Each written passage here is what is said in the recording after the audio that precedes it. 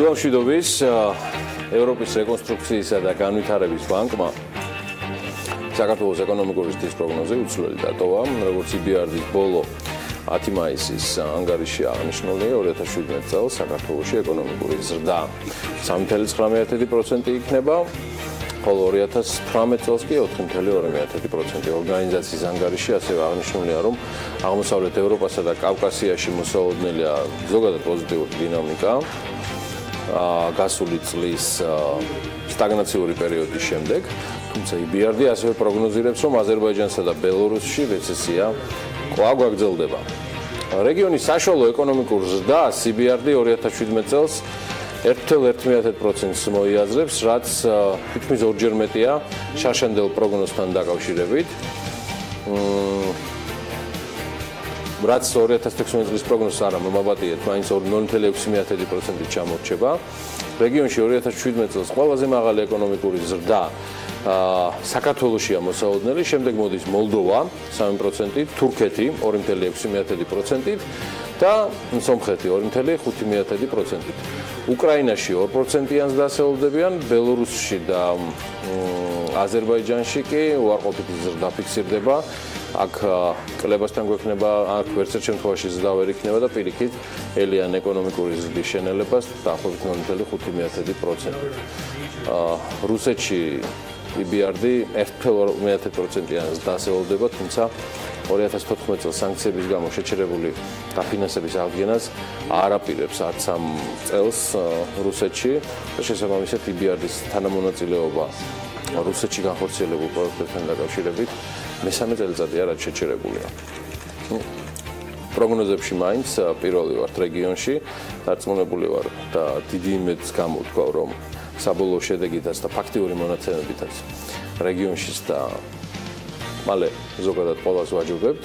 აი ეკონომიკური ზრდის მაჩვენებელი რომ მაღალი უნდა იყოს, ეს ყველამ ნამდვილად კარგად ვიცით, სურვილიც მაგარია და საქმეც მნიშვნელოვანი. აი მიზანი ამართლებს თუ არა ყოველთვის საშუალებას, ამაზე მცელი ძელობა შეიძლება და სხვა დროისთვის გადავდოთ. მოდი დილიდან გუშინდელ მთავარ თემას კიდევ ერთხელ გამოვეხმაურები. ხმაურიანი და მძიმე დღეც ჰქონდა. გუშინ წინ ღამე საკმაოდ რთული ვითარება შეიქმნა სახნახშირის კუთვნილ მაღაროში, სადაც 4 მეშახტე დაიღუპა. უბედური შემთხვევიდან რამდენიმე საათში დაწყებული აქციები და დაკავებით დაცვლებული პროტესტი. ილია ლეჟავა, გოგა ბრეგვაძე და რამაზ მამიაშვილი სასამართლო დარბაზიდან სასამართლოს დაწყებამდე გათავისუფლდნენ და სხდომა 19 მაისს შედგება. დაკავებები მეტი არ ყოფილა, ხმაური და ხელისუფლების მიმართ ადრესირებული ბრალდებები კი საკმარისზე მეტი იყო. თან ძალიან ბევრი. სამართლიანიც და უსამართლოც. გონიურულიც და ყოველგვარ გონს მოკლებულიც, სადაც ჭარბობდა ემოცია. ითხოვენ და კონკრეტულ გეგმაზე არავინ არ საუბრობს. ითხოვენ და შედეგებზე არაფერს ამბობენ. ითხოვენ და კონკრეტულად რისი მიღება გსურს, ამაზე ჯერჯერობით გაურკვეველია საბოლოო შედეგი. იყო განცხადებები იმის თაობაზეც, რომ საჭიროა შრომის ინსპექცია, 4 ადამიანის სიკვდილით დასრულებული შემთხვევების მსგავსი რაღაცა პრეცედენტული საქმე, ნულოვანი ტოლერანტობის მომთხოვნებს დღეს მოქმედი კანონმდებლობის მოქმედების შედეგი არ აკმაყოფილებთ, არც მისი უმკაცრესი ზომა. სამუშაო წარმოებისა უსაფრთხოების წესების დარღვევისთვის გათვალისწინებული რეგულაციების დარღვევის გამო ბოლო 4 წელში 260 საქმე აღძრული, 60 გამამტყუნებელი განაჩენი დასრულდა. არც ერთ შემთხვევაში ვინმეს პატიმრობის განაჩენი არ დამდგარა. საქართველოს პროფკავშირები ხელისუფლებას დასაქმებულთა გაერთიანების მიერ მომზადებული რეკომენდაციების შესაბამისი შრომის ინსპექციის დაუყოვნებლივ შექმნისკენ მოუწოდებს და უახლოეს დღეებში გადაწყვეტილების სპეციალური ბრძანებით გამყარებასა და გამოქვეყნებას ითხოვს. ტრაგედიამ ასევე განაახლა ვერსია კონსტიტუციაში საგანგებო ჩანაწერთან დაკავშირებითაც კონსტიტუციაში ფუნქციები ვერ ჩაიწერება, მაგრამ კარგი იქნება და ამისთვის გვაქვს დრო მეორე მოსმენამდე ჩაიწეროს სახელმწიფო ვალდებულება, როგორც ზედამხედველობის განმახორციელებელი ღირსეულ შრომაზე. ეს უნდა ჩაიწეროს კონსტიტუციაში, აი რაც შეეხება დღეს არსებულ შრომის ინსპექციას, ის არის ქაღალდზე. მხოლოდ როგორც წარმოგიდგენიათ შრომის ინსპექცია, რომელიც შემოწმებაზე მხოლოდ იმ შემთხვევაში შედის, როდესაც მას იწვევს დამსაქმებელი. ეს არის აბსურდი. ეს არის ამონარიდი ბექა ნასვლიშვილის განცხადებიდან. იგი პარლამენტარი გახავთ სოციალ-დემოკრატიული პარტიის წარმომადგენელი და ერთ-ერთი ლიდერი. ამ ინფორმაციაზე დაყრდნობით, რაც ჩვენ თვითმხილველებისგან გვაქვს, იკვეთება მასეთი მოსაზრება, რომ შესაძლოა ტყიბულის შახში ადგილი ჰქონდეს უსაფრთხოების ნორმების დარღვევას ადგილზე. ამის შესახებ დარგობრივი ეკონომიკის და ეკონომიკური განვითარების პოლიტიკის კომიტეტის თავმჯდომარე რომან კაკულიამ ბრძანა ტყიბულში მომხდარი უბედური შემთხვევის კომენტირებისას. თუმცა იქვე დასძინა, რომ ეს მხოლოდ წინასწარი შეფასებაა და გამოძიება ცხადია ყველაფერს დაადგენს. აი დაირღვა თუ არა დადგენილი უსაფრთხოების ნორმები, ამაზე გამოძიება მიმდინარეობს თავის მხრივ მოკვლევას აწარმოებს ჯანდაცვის სამინისტროს შრომის დეპარტამენტის. ელჩი შრომისა და დასაქმების პოლიტიკის დეპარტამენტის უფროსი. დიახ, რადონეძია შესწავლა, კიდევ რა უნდა გაირკვეს და რა ფიქრობთ? პირველში ძალიან მძიმე შემთხვევა მოხდა და სამძიმარს უცხადებ გარდაცვლილთა ოჯახს. ნამდვილად ტრაგედია ეს მთელი ქვეყნისთვის, რაც შეეხება ჩვენს ჩართულობას, ჩვენ ვართ ჩართულები ერთ-ერთი სტრუქტურული ერთეული შრომის ინსპექტორების დეპარტამენტის სახით და ინსპექტორები არიან ადგილზე, რომლებიც კომპლექსურად სწავლობენ უბედური შემთხვევის ადგილს. პირველად მოხდა დათვალიერება. ამ დათვალიერების შედეგად ჯერჯერობით საბოლოო დასკვნის გაკეთება შეუძლებელია, ვინაიდან ჩვენთან ერთად ჩართულები არიან საგამოძიებო ორგანოები, რომელთანაც ჩვენ ძალიან კოორდინირებულად თანამშრომლობთ. გარდა ამისა, არიან ასევე უწყებები, ეკონომიკის სამინისტროს საქვეუწყებო ორგანო, ტექნიკური ზედამხედველობის სააგენტო, სადაც კომპლექსურად ერთობლივად მოხდა შემოწმება, დათვალიერება პირველ რიგის და შემდგომ უკვე დაიდება შესაბამისი დასკვნები, რამდენად იყო შრომის უსაფრთხოების კუთხით. პირველად მოკვლევასთან ერთად ადგილზე ჩავიდა ეკონომიკის მინისტრიც გიორგი გახარიას პოზიცია ბევრი სხვა საჯარო გამოსვლების კომენტარისგან განსხვავებით საკმაოდ თავშეკავებული და მოზომელი გახდათ. გამოძიება და გამოძიების შედეგების შესაბამისად ყველა დამნაშავე პირი იქნება დასჯილი. დღეს ალბათ არ არის ის მომენტი, როდესაც ჩვენ აქ უნდა ვეძებოთ ტყუილმართალები, აქ არის მომენტი, როდესაც ამ ქალაქს მაღაროელებს უნდა დაუდგეთ გვერდით და მაქსიმალურად გავაკეთოთ ყველაფერი, რომ ამ ოჯახის წევრებმა და ამ მაღაროელების საზოგადოებამ ეს ტრაგიკული დღე და ტრაგიკული მოვლენა, რაც შეიძლება შეუმსუბუქოთ ეს ტკივილი. მიზეზი უნდა დადგინდეს, იყო თუ არა დანაშაული, ეს უნდა დადგინდეს. ფაქტი ერთია, გარდაცვლილია 4 ადამიანი და ძირითადი მინიშნებები კეთდება იმაზე, ქვეყანაში არ არსებობს შრომის ინსპექცია, თუმცა მეორე მხრივ ჩდება კითხვა, არის თუ არა მხოლოდ შრომის ინსპექცია გამოსავალი. რამდენად ეფექტურია აღსრულება თუნდაც დღევანდელი კანონმდებლობისა, თუმცა ამაზე საუბარი არ მიდიოდა მათ შორის არც სახალხო დამცველის ოფისში, პირადად სახალხო დამცველმა კვლელები უწოდა ყველას, ვინც ეფექტიანი შრომის ინსპექციის შექმნას ეწინააღმდეგება. ვინც ეწინააღმდეგება ეფექტური შრომის ინსპექციის შექმნას მთავრობაში, პარლამენტში, საკონსტიტუციო კომისიაში თუ სხვაგან, თქვენ ხართ მკვლელები. ეს სიმართლეა, ჩვენ 4 წელია მოვიქცევთ შრომის ინსპექციის შექმნას და უბრალოდ სირცხვილია მეგობრებო. ეს არის ამონარიდი მუჩან ანუაშვილის სოციალურ ქსელში გაკეთებული განცხადებიდან. მე მესმის ემოციები, მაგრამ კორექტულობა არ უნდა დავივიწყოთ. პასუხი დააბრუნა ჯანდაცვის კომიტეტის თავმჯდომარე მაკაგისოვიძემ სახალხო დამცველის განცხადებაზე, რომელმაც კვლელი უწოდა ყველას, ვინც ეწინააღმდეგებოდა ეფექტური, ან გდებათ ეფექტიანი შრომის ინსპექციის შექმნას. მოკლედ, რომ გადავიაროთ, ესეთი ნებათაღელვა იყო გუშინ. ადგილზე მუშაობდა ქართული მედიის სრული წარმომადგენლობა. თემა საკმაოდ საინტერესოა და აქ სრულად უადგილოა ვინმე დაყო მემარცხენე ან მემარჯვენე შეხედულებების. ფაქტია, რომ უნდა ვიპოვოთ გამოსავალი და ფაქტია, რომ ეს არ უნდა ხდებოდეს ბიზნესის და ინვესტიციების საკმაოდ მომრავლებული დემონიზაციის თუ სხვადასხვა რიტორიკის ანგნებავთ ნარატივის ფონზე. ისე ამასობაში გამახსენდა, რომ დღეს ძალიან საინტერესო ქალების ნარატივი გელით, მიუხედავად იმისა, რომ მანცალაღიძე ყოველთვის სტაბილურად კარგად ემზადება თავისი გადაცემისთვის, დღეს მას ასევე კვლავ გამორჩეული სტუმრები ყავს. ნინო ჩიბლაძე, კალფის ვიცე-პრეზიდენტი და სალომე მოისრაფიშვილი, გერმანიის შემნახველთა ბანკის ფონდის ხელმძღვანელი საქართველოში, მოკლედ საკმაოდ საინტერესო ქალების ნარატივი გელით. ეს ისე ნარატივიდან ნარატივზე გადასასვლელად. ხო, ეხლა უნდა იფიქროს კაცმა, ვიდრე ანა ვაპიაშვილზე გადახვალ და თან რო იცი რა აქვს პროლოგში მომზადებული, რა შესავალი გააკეთო და არც მეტი არც ნაკლები.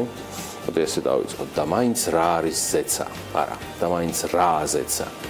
ზეცა არც მაღლა, არც დაბლა, არც მარჯვნივ, არც მარცხნივ. ზეცა პირდაპირ იმ ადამიანის გულშია, რომელსაც სწავს. სალვადორ დალი. ანა, დილამშვიდობის. დილამშვიდობის. რატო სალვადორ დალი? ხო, აუხსნა. მე კიდევ ერთ ციტატას გავახსენებ დილიდან, პრინციპში ჩვენ მაყურებელს. მე ნორმალური ვარ, არანორმალურია ის, ვისაც არ ესმის ჩემი მხატვრობა, ის ვისაც არ აინტერესებს თუ რომელი საათია ჩემს გაწერილ საათებში. ისინი ხომ ზუსტ დროს აჩვენებენ. ამ სიტყვების ავტორიც სალვადორ დალია და დღეს ის იუბილარია. სალვადორ დალი მე-20 საუკუნის ერთ-ერთი ყველაზე ცნობილი და ეპატაჟური მხატვარი იყო და მისი სამყაროს ორიგინალური ხედვა გამოიხატა ყველაფერში, პრინციპში, რაც მან შექმნა და არა მხოლოდ მხატვრობაში. ეს იყო ნახატები, ქანდაკებები, ინტერიერის დიზაინი, კინო, დალი მხატვრობისადმი მიინდრეკილებად ჯერ კიდევ ბავშვებიდან გამოვლინდა და საკმაოდ აქტიურიც იყო ამ ნაწილში. ბლის ფიგერასის პეიზაჟი მან 8 წლის ასაკში დახატა და საფოსტო ბარათზეც განთავსდა. დალის ქსევები ყველას აკვირვებდა პრინციპში და ის გააგდეს მადრიდის ხელოვნების სამეფო აკადემიიდანაც, როცა ერთ-ერთ გამოცდაზე განაცხადა, რომ არავინ იქ მყოფთაგან არ იცოდა მხატვრობა ისე, როგორც თავად მან. 1945 წელს კი დალი გატაცებული იყო ფიზიკით, ატომების ურთიერთქმედება დიდად გაიტაცა მხატვარი და ბოლოში ამანაც პოვა პრინციპში ასახვა მის შემოქმედებაზე. ამ პრინციპით დახატა მან ატომური ლედა, სადაც არც ერთი საგანი არ ეხება ერთმანეთს. 1950-იან წლებში კი დიდი დაინტერესება გამოთქვა მან ქრისტიანული რელიგიისადმი და 1955 წელს შესაბამისად დახატა საიდუმლო სერობა, სადაც გამოისახა ტრადიციული მომლოცველი ფიგურები. თქვენ წარმოიდგინეთ და სალვადორ დალი ჩუპა-ჩუპსის ლოგოს ავტორიც არის.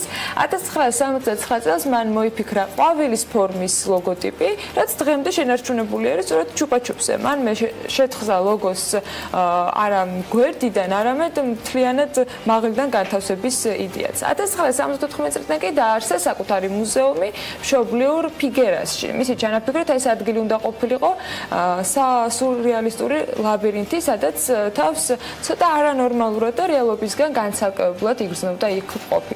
ჩანაფიქრი ახდა პრინციპში, მნახველებს შეუძლიათ რომ მოაწყონ მოგზაურობა დალის ფანტაზიის ლაბირინთებში და გაიზიარონ შთაბეჭდილება, რომელიც თავად შემოქმედმა სცადა რომ დაეტოვებინა. თვითონ მხატვრისათვის კი ეს ადგილი გახდა საბოლოო თავშესაფარი სიცოცხლის ბოლომდე. თუმცა მხოლოდ დალი არ არის დღევანდელი დღის იუბილარი, კიდევ ერთი იუბილე, რომელიც პრინციპში არ უნდა გამოგვჩნდეს არაფრით და ვერაფრით.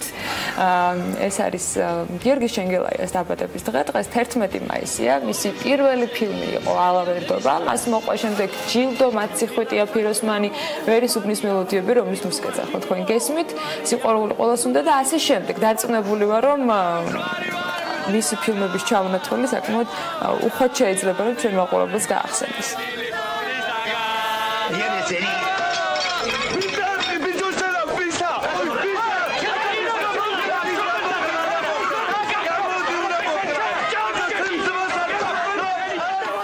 გიორგი შენგელაიას მართლაც გამორჩეულ რეჟისორს, რომელთან დაკავშირებულია არა მხოლოდ ჩვენი ბავშვობა, არამედ ყველაფერი, ის განსაკუთრებული, ასე ვთქვათ, კინემატოგრაფია, რომლის შემქმნელი თავად გახლავთ, ეს იუბილარია და ცხადია, საქმიანი დილის, მთლიანად ბიზნესმედია საქართველოს სახელით უერთდები და უსალბატონ გიორგის იუბილეს. კიდევ რით არის დღევანდელი დღე გამორჩეული? 11 მაისის მოვლენებთან დაკავშირებით მოკლე კალენდრის კოლაჟი უნდა ვნახოთ და მოდი გადავხედოთ, როგორი არის დღევანდელი დღის მნიშვნელოვანი თარიღები და მოვლენები.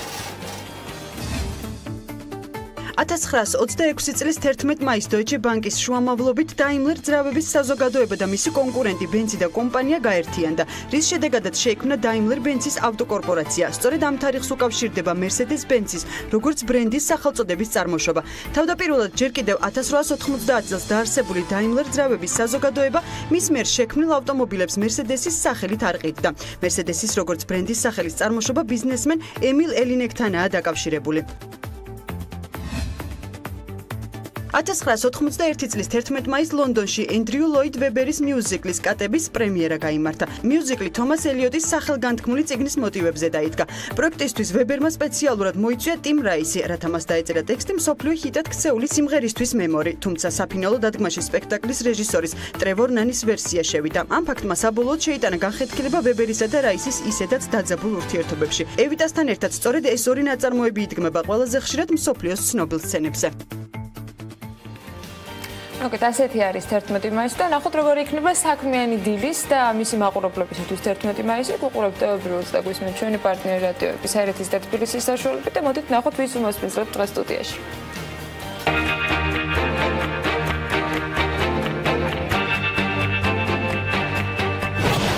11 მაისის საქმიანად დაწყებისათვის დილიდან ზრუნავენ ირაკლი ღანდაშვილი ადვოკატთა ასოციაციის აღმასრულებელი საბჭოს წევრი, ზაზა აბაშიძე ლევან თევდორაძის ფაქტმეტრის ანალიტიკოს მასპინძლობს, ჯორჯიან უოთერ & ფაუერის სარეაბილიტაციო გეგმის ახალი ეტაპის შედეგებზე მამუკა ყიკალიშვილი GVP-ის ოპერაციების მართვის დირექტორი ჩაგვერთვება. საბერძნეთიდან საგანგებო და სრულუფლებიანი ელჩი იოსებ ნანობაშვილი შემოგვიერთდება. ვიკა ქარდავას რუბრიკის სტუმრები იქნებიან SEO დეველოპმენტის დამფუძნებელი და აღმასრულებელი დირექტორი ზურაბ მექვაბიშვილი. ამავე კომპანიის მარკეტინგის და გაყიდვების სამსახურის უფროსი ქეთი არველაძე. დილა უნდა იყოს საქმიანი და რაღა თქმა უნდა TV პირველზე.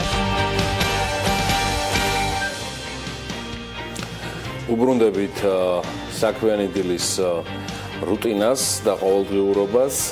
მადლობთ რომ გიყურებთ TV პირველზე და გვისმენთ რადიო ჰერეთის და რადიო თბილისის საშუალებით FM 103 და უკაცრავად FM 102 და 8 და 93 და 5.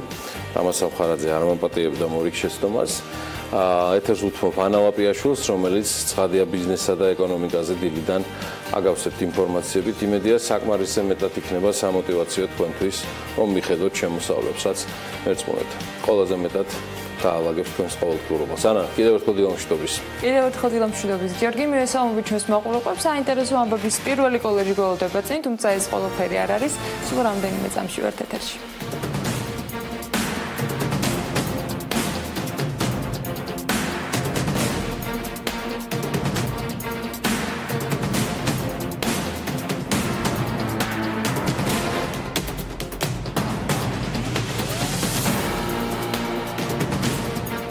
სოფლიო ბანკი ევროპისა და ცენტრალური აზიის უახლესი ეკონომიკური ანგარიშის პრეზენტაციას დღეს გამართავს. ანგარიში მოიცავს ევროპა ცენტრალური აზიის რეგიონის გარდამავალ პერიოდში მყოფი ქვეყნების ეკონომიკას, თუ როგორც ცვლის გლობალური კონკურენცია და ტექნოლოგიური ინოვაციები დასაქმების შესაძლებლობებს და ზოგადად შრომითი კონტრაქტის არსს. პრეზენტაციას სოფლიო ბანკის ევროპისა და ცენტრალური აზიის რეგიონის მთავარი ეკონომისტი ჰანს ტიმერი გაუძღვება. თბილისის ოფისიდან ვიდეო კავშირი ასევე სოფლიო ბანკის სხვა რეგიონულ ოფისებთანაც დამყარდება და EBRD-ის ბოლო 10 მაისის ანგარიში 2017 წელს საქართველოში ეკონომიკური ზრდის პროგნოზი 3.9% იყო, 2018 წელს კი 4.2%-ია დაფიქსირებული. საქართველოს ბაზრის ლიდერმა საბანკო და საინვესტიციო ჯგუფმა BGO პირველ კვარტალში მოგებისა და შემოსავლების ზრდასთან დაკავშირებით განაცხადა. დალის-ულმა ქართულმა კომპანიამ წლის პირველ 3 თვეში 108.1 მილიონი ლარის წმინდა მოგება მიიღო. გადასახადების გადახდამდე კი მოგებამ შეადგინა 113.3 მილიონი ლარი, რაც წლიურ ჭრილში 17%-იან ზრდას გულისხმობს. კონსოლიდირებული კვარტალური შემოსავალი 299.9 მილიონი ლარი, ანუ დაახლოებით 94.8 მილიონი ფუნტია, ზრდა 37%-იანია. ისიც უნდა აღინიშნოს, რომ ამავე პერიოდში საბანკო ბიზნესიდან შემოსავალი წლიურად 20.2%-ით 221 მილიონ ლარამდე გაიზარდა, წმინდა მოგება კი 86.9 მილიონამდე. საინვესტიციო ბიზნესიდან შემოსავალი 114.9%-ით, ანუ 86.9 მილიონ ლარამდეა გაზრდილი და მოგებამ შეადგინა 21.2 მილიონი ლარი. BGO ჯგუფის გენერალური დირექტორი საომავლო მაჩვენებლების მიმართ პოზიტიურად არის განწყობილი და აღნიშნავს, რომ საქართველოს მაკროეკონომიკური ვითარების გაუმჯობესების მხარდაჭერით და ჯგუფის სტრატეგიული პრიორიტეტების განხორციელებაზე ფოკუსირებით მათ კარგი შესაძლებლობები ექნებათ. საქართველოს მთავრობამ ბანკებისაგან სხვადასხვა ბადით 50 მილიონი ისესხა, მათ მაისს ფინანსთა სამინისტრო სახაზინო ობლიგაციების 2 აუქციონი შედგა. Ამ აუქციონებზე 2 წლის ვადიანობის 30 მილიონი ლარის და 182 დღიანი 20 მილიონი ლარის ფასიანი ქაღალდების შეძენა მოხდა. 2 წლიან ბონდებზე მინიმალური საპროცენტო განაკვეთი კი 7.9%-ით, მაქსიმალური კი 7.98%-ით განისაზღვრა. საშუალო შეწონილი იყო 7.97%-ით. კუპონური განაკვეთი კი 8% შეადგენდა. 182 დღიან ფასიან ქაღალდებზე კი მინიმალური საპროცენტო განაკვეთი იყო 7.5%-ით, მაქსიმალური 7.22% შეადგენდა. საშუალო ამ შემთხვევაში 7.153% განისაზღვრა. საკონსტიტუციო სასამართლო არაალკოჰოლური სასმელების მწარმოებელთა სარჩელის განხილვას დღეს 11 საათზე იწყებს. მოსარჩელე მხარეებია შპს IDS ბორჯომი, ბევერიჯის კომპანია, შპს კოკაკოლა ბოთლეს ჯორჯია, წყალი მარგებელი, კასტელ ჯორჯია, მოპასუხე კი საქართველოს პარლამენტი, საქართველოს ფინანსთა სამინისტრო არიან. მოსარჩელები მოითხოვენ გაუქმდეს არააქციზური საქონლის სავალდებულო მარკირების დამდგენი ნორმატიული აქტები, რომლებიც ეწინააღმდეგება საქართველოს კონსტიტუციას, წარმოშობს უსაფუძვლო ფინანსურ ტვირთს და ლახავს საკუთრების უფლებას. წარმოებლები რამდენიმე მიმართულებით ჩიოდნენ, თუმცა საკონსტიტუციო სასამართლომ წარმოებაში მიიღო სარჩელის მხოლოდ ის ნაწილი, რომელიც საქართველოს საგადასახადო კოდექსის 192 მუხლის კონსტიტუციურობას შეამოწმებს. უალკოჰოლო სასმელების წარმოებლებმა საკონსტიტუციო სასამართლოს საჩივრით 2015 წლის დეკემბერში მიმართეს. Georgian Airways-ის ფლოტს კიდევ ერთი თვითმფრინავი ემატება, ამჯერად საუბარია Embraer 190 ტიპის საჰაერო ხომალდის შემოყვანაზე. ფლოტის გაძლიერებას კომპანიაში ახალი მიმართულებების ათვისებით ხსნიან, ლიზინგით შემოყვანის შემდეგ ეს ტიპი Georgian Airways-ის მე-7 ხომალდი იქნება.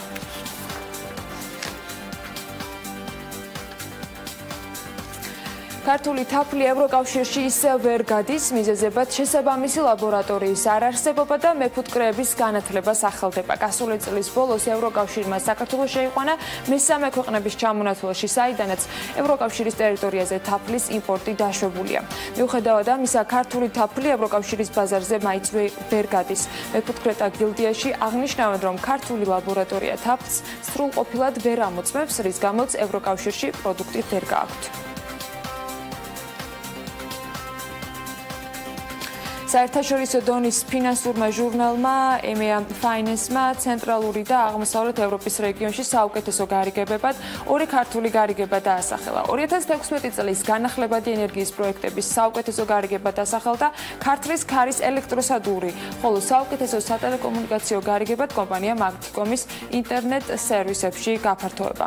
ჟურნალი ყოველწლიურად აჯილდოებს ასევე საუკეთესო საფინანსო ენერგეტიკული ინფრასტრუქტურის ჯანდაცვის სფეროში, სატრანსპორტო ინფრასტრუქტურაში დადებულ გარიგებებს და ასე შემდეგ.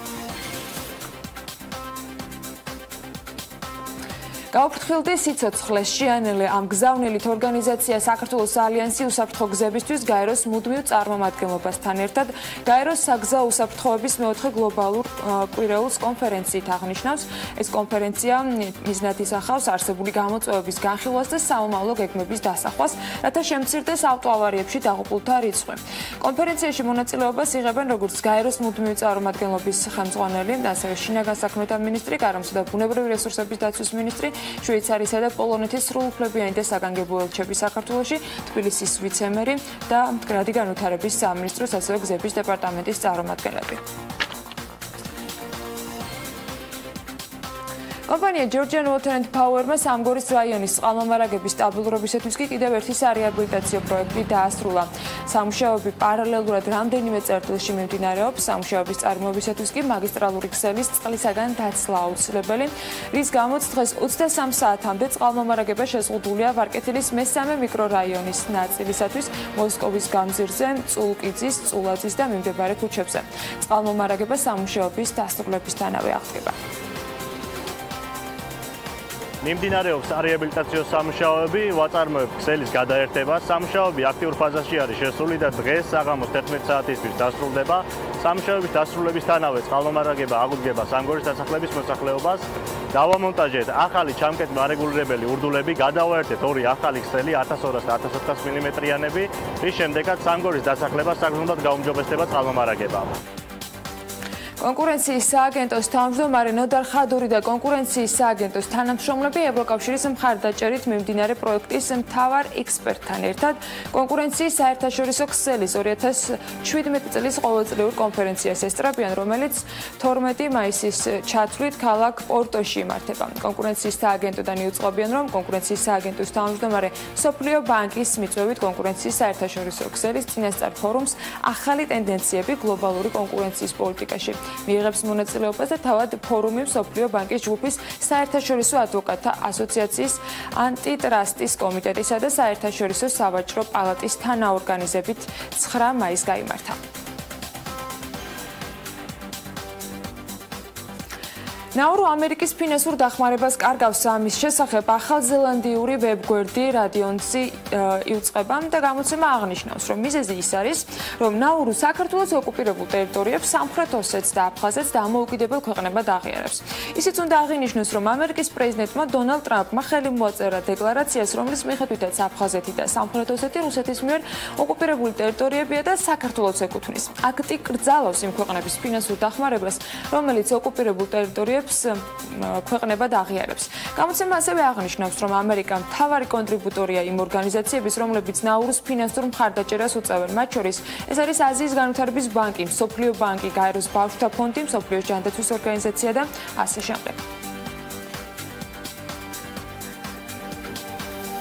პირველად ბოლო 5 წლის განმავლობაში იაპონურ ავტომწარმოებელს Toyota-ს მოგება შეუმცირდა. BBC აღნიშნავს, რომ თავად კომპანიის ცნობით 2017 წლის მარტში მეტი მანქანა გაყიდა, ვიდრე გასული წლის ამავე პერიოდში, თუმცა მოგების შემცირება მაღალი ფასების და ვალუტის მერყეობის შედეგია.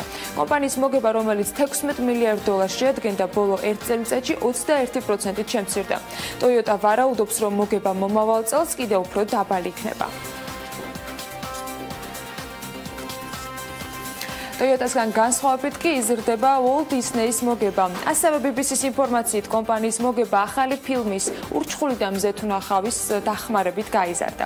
საუბარია 2017 წლის პირველი 3 თვის განმავლობაში მოგების 11%-იან ზრდაზე. კომპანიის მოგებამ პირველი 3 თვის განმავლობაში შეადგინა $2 მილიარდ 400 მილიონი. ძალიან კმაყოფილები ვართ ჩვენი შედეგებით, ამბობს Disney-ის ხელმძღვანელი.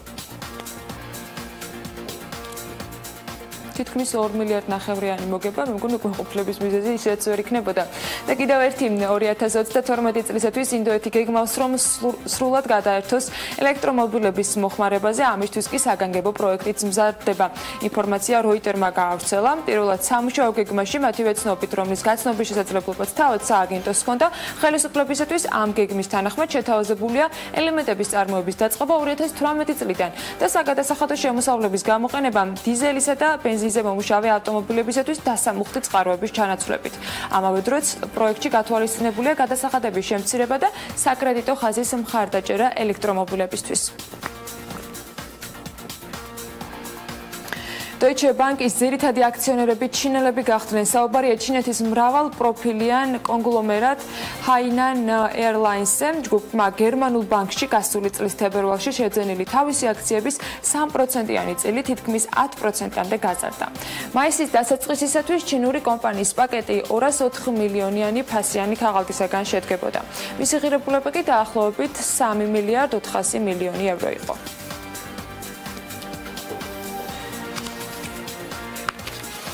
კომპანია Microsoft-მა ახალი ლეპტოპი წარადგინა. Surface და Surface Pro ჰიბრიდული ლეპტოპებია, რომლებიც ტაბლეტებადაც შეგვიძლია გამოვიყენოთ. Surface ლეპტოპი ეს არის მარტივი დიზაინის მოწყობილობა, რომელიც მინიმალისტურ სტილშია გადაწყვეტილი და მას აქვს დაახლოებით 13.5 დიუმიანი ეკრანი და კანტარას ზედაპირი კლავიატურის დაფაზე. ასევე მოწყობილობა მუშაობს Intel-ის ბოლო თაობის Core i5-ზე და Core i7 პროცესორზე და შესაძლებელია 1 ტერაბაიტამდე საცავის დაყენებაც. მისი ელემენტები ავტონომიურ რეჟიმში დაახლოებით 14.5 საათი წლებს. სიახლე ასევე დინამიკის მიმართულებითაც და ლეპტოპის შემქმნელების გადაწყვეტილებით ეს დინამიკები კლავიატურის ქვევით იქნება განთავსებული და აუდიო ჟღერადობა კიდევ უფრო მეტად განთავსდება. ფას რაც შეეხება, არც ისე მაღალი არის ფასი, სულ რაღაც $999 არის საწყისი ფასი, როგორც თავას Microsoft-ი აცხადებს. ახლა კი დღევანდელ დღის წესრიგს უნდა გადავხედოთ. 9:00-ზე იწყებს დღეს ვიცე-პრემიერი ენერგეტიკის მინისტრი კახაკალაძე და ის შპს საქართველოს გაზის ტრანსპორტირების კომპანიის გენერალურ დირექტორ ირაკლი ბენდელიანთან ერთად კასპიის მუნიციპალიტეტის სოფელ წინარეხში ახლად აშენებულ გაზ გამანაწილებელ ქსელს დაათვალიერებს. 11-ის ნახევარზე კი პარლამენტში ადამიანის უფლებათა დაცვის და სამოქალაქო ინტეგრაციის კომიტეტში გაიმართება საქართველოს დემოგრაფიული საზოგადოება 21-ის მიერ წარმოდგენილი საკანონმდებლო წინადადების განხილვა, რომელიც შეეხება ჯანმრთელობის დაცვის შესახებ საქართველოს კანონში ცვლილების შეტანას. ასევე მოხდება ამასთან დაკავშირებით დისკუსიის გამართვაც. 12-საათზე კი შრომის ჯანმრთელობისა და სოციალური დაცვის სამინისტროს დაავადებათა კონტროლისა და საზოგადოებრივი ჯანმრთელობის ეროვნულ ცენტრში საგზაო უსაფრთხოების მეოთხე გლობალური კვირეულისადმი მიძღვნილი პრესკონფერენციაა დაგეგმილი. ასევე 12-საათზე თბილისის მუნიციპალიტეტის საკრებულოში განათლებისა და კულტურის კომისიის სხდომა შედგება. თბილისში გარეაბრებზე ქართული ენის დაცვის საკითხთან დაკავშირებით კანონმდებლობა და პრაქტიკა მუნიციპალურ დონეზე განსხვავებული პოზიციები დაფიქსირდა ამ საკითხთან დაკავშირებით. მათ შორის ბიზნეს ომბუდსმენის მოვალეობის შემსრულებელი არ ეთანხმება იმ მოსაზრებას, რომ ნებისმიერი აბრევიატურა ქართულ ენაზე უნდა იყოს თარგმნილი.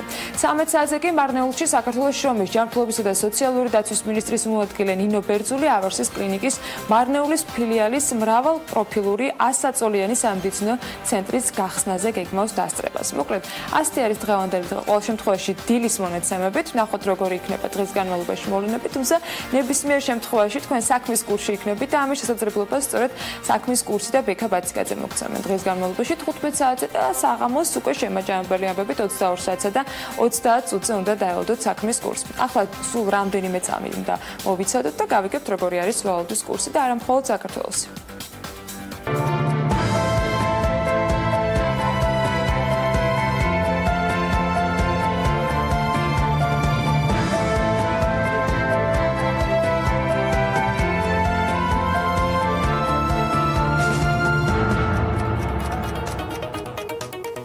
ვალუტის მიმართულებითაც მეტნაკლებად პოზიტიური დღეა.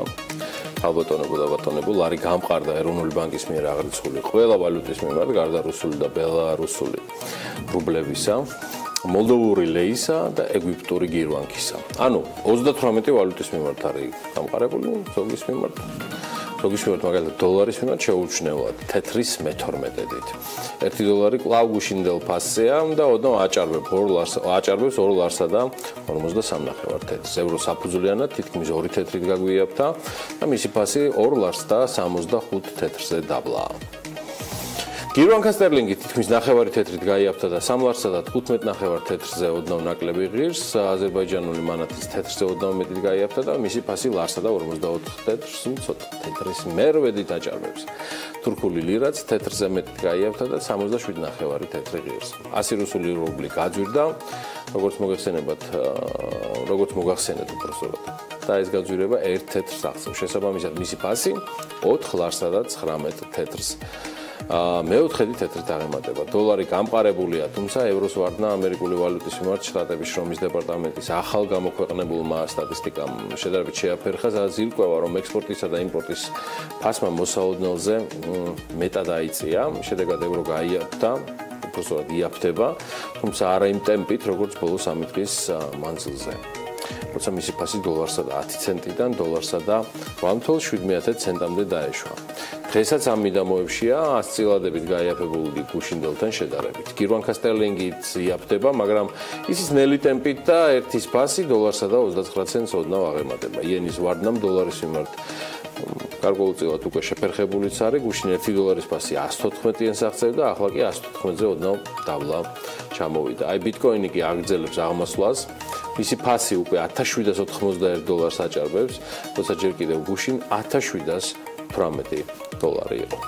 და ბოლო პროგნოზი, ალბათ ყველაზე მნიშვნელოვანი და განსაზღვრელი ჩვენი მაყურებლებისთვის და რადიო მსმენელებისთვის, ანა ლაპიაშვილი და გარემოს ეროვნული სააგენტოს ერთობლივი ნამუშევარი, სრულიად განსხვავებული და წარმოუდგენელი, აი როგორი იქნება ის, ნახოთ.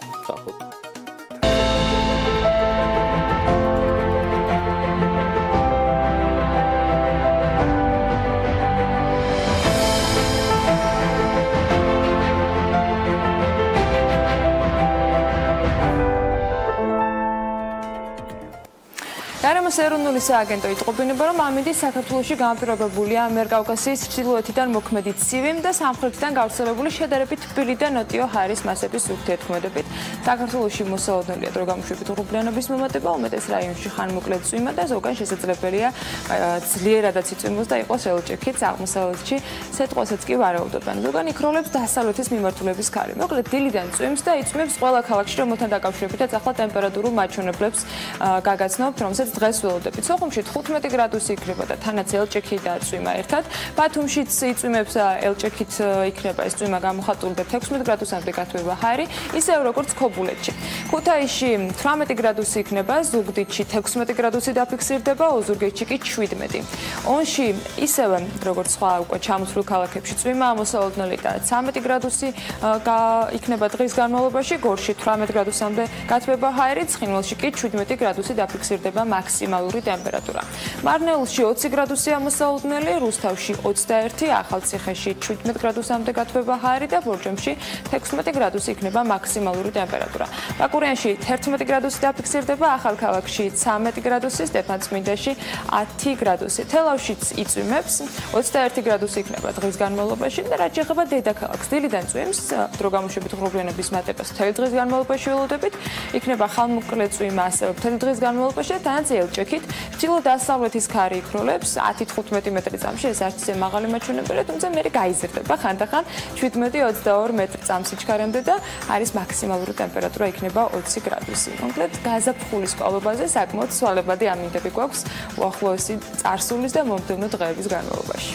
ეს ძალიან მაგარია, მაგრამ მე მაინტერესებდა, ვიდრე მორიგიტი ხარიგავა SEO development-ის პოლიტიკოსკაიას ქუჩასთან დაკავშირებით მენდა შენ კიდევ გვექნება ეს ამ გადაცემაში საუბარი, მაგრამ ძალიან მოკლედ ვიდრე რეკლამაზე გავალთ SEO development-ის იმ მშენებლობაზე, რას მეთქი, რომელიც 100 თვისის შორს არის შენი სახლიდან. თითქმის აშენებული კორპუსის დღევანდელი ხედი წვიმიანი იყო ისევ როგორც დედაქალაქის სხვა ყველა მიმართულებით. როგორი ამინდია პოლიტიკოსკაიაზეც წვიმდა დიდიდან. ქუჩაზე, სადაც მიმდინარეობს სწორედ SEO development-ის. ამ დროისთვის არ ვიცი, მაგრამ დილით ნამდვილად წვიმდა და მშენებლობის პროცესიც წვიმაში გრძელდებოდა, ესეც დადასტურებით შეგვიძლია. რა პროცესი გრძელდება? რა თქმა უნდა გრძელდება. რა თქმა უნდა SEO development-ი ჩვენთან ერთად არის. გელით ჩვენთან წამყვანების ტრადიციულ ლოკაციაზე, ძირითად ლოკაციაზე, ჩვენ მალე გავალთ რეკლამაზე, გვიყურებთ ტელევიზორზე, თქვენთვის მაუწყებლობთ რადიო ჰერეთის და რადიო თბილისის საშუალებით 102 და 8 და 93 და 5. დროებით.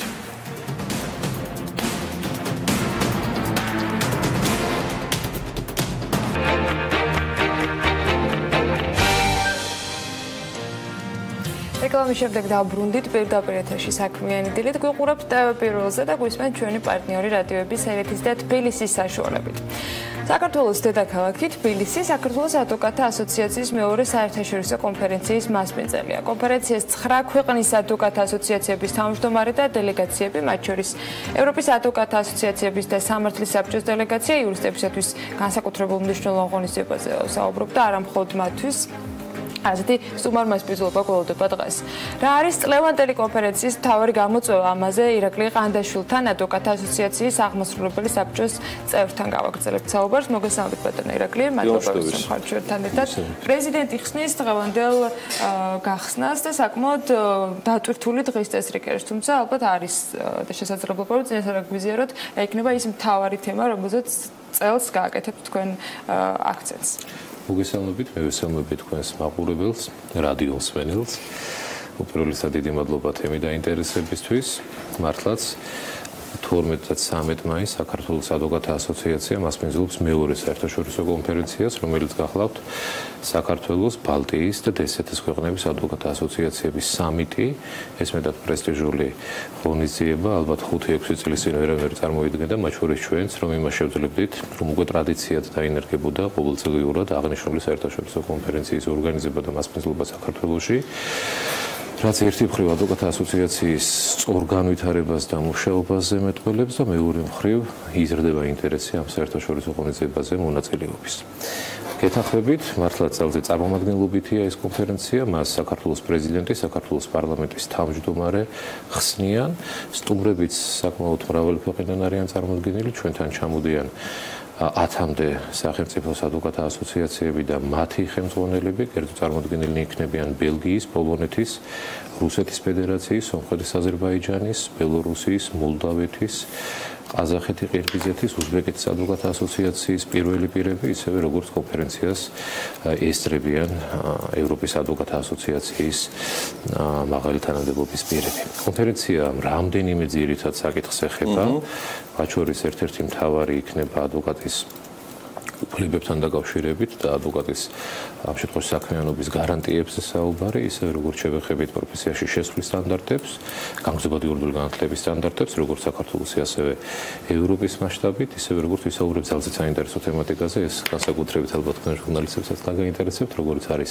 სოციალური ქსელები და მედიის გავლენა საადვოკატო საქმიანობაზე, ამ მიმართულებით საერთაშორისო პრაქტიკას გავეცნობით, ისევე როგორც იქნება საუბარი საერთაშორისო საზღვარშორის წარმომადგენლობაზე და ამ პროცესში ადვოკატთა ურთიერთკავშირზე. ამ მიმართულებით სხვათა შორის გარკვეული მიღწევები აქვს საქართველოს და ადვოკატთა ასოციაციას ექნება ამ შემთხვევაში ძალზედ მრავალი სათქმელი, თუმცა უპირველეს ალბათ იმით დავიწყებთ, რომ და თქვენს გილოცავთ ისევე როგორც ქართულ საზოგადოებას, რომ მიმდინარე საკონსტიტუციო რეფორმის ფარგლებში ქართულ კონსტიტუციაში გაჩნდა სიტყვა ადვოკატი, ისევე როგორც ადვოკატო პროფესიის კონსტიტუციური გარანტიები. რა ძალზედ დიდი მიღწევა არის თითოეული ამ შემთხვევაში მოქალაქისთვის იმის გათვალისწინებით. აკლდა ლეგიტიმაცია ადვოკატს ირაკლი?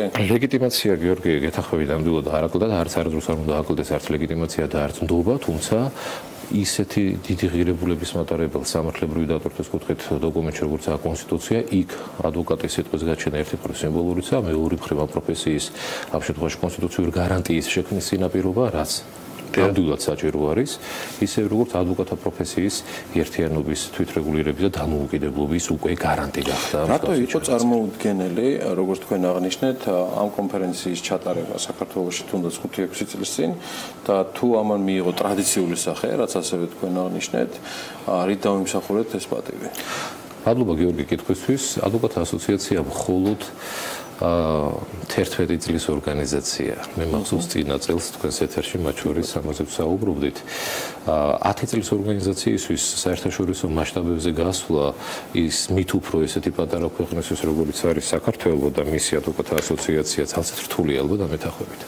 მეორე მხრივ ადვოკატთა პროფესიას გარკვეული გამოწვევები ჰქონდა 5-6 წლის წინ მათ შორის უფრო მეტიც 2009 წელს გახსოვთ თქვენ ადვოკატთა კორპუსის ყოფნა არ ყოფნის საკითხი განიხილებოდა საქართველოში ძალზედ აქტუალურად იყო სხვადასხვა მოსაზრებები რომ ადვოკატთა ასოციაცია უნდა დაიშალოს, უნდა იყოს მრავალი ასოციაცია და ასე შემდეგ უფრო მეტიც განიხილებოდა აქტიურად საკითხები გიორგი და გემახსოვრება რომ პროფესიაში შესვლა არა ადვოკატთა ასოციაციამ, არამედ სხვადასხვა ინსტიტუციებმა უნდა გააკონტროლოს. შესაბამისად, რა თქმა უნდა, რთული წარმოსადგენი იყო ერთი მხრივ ის რომ ადვოკატთა ასოციაცია ფეხზე დადგებოდა და მეორე მხრივ უკვე საერთაშორისო მასშტაბებში ის თვალსაზრისით იქნებოდა ძალზედ მისაღები პარტნიორი და ამ შემთხვევაში სასურველი მასპინძელი საერთაშორისო კონფერენციებს. ეს არ არის მარტივად მისაღწევი და ამ მიმართულებით ადვოკატთა ასოციაცია მართლაც დღენიადად საერთაშორისო და გლობალურ პარტნიორებს მე ახლა აღარ ვეხები იმ მინიმუმ 9 ქვეყნის დელეგატებს და ასოციაციების, ადვოკატთა ასოციაციების თავმჯდომარეებს, ვინც ჩამოვიდნენ.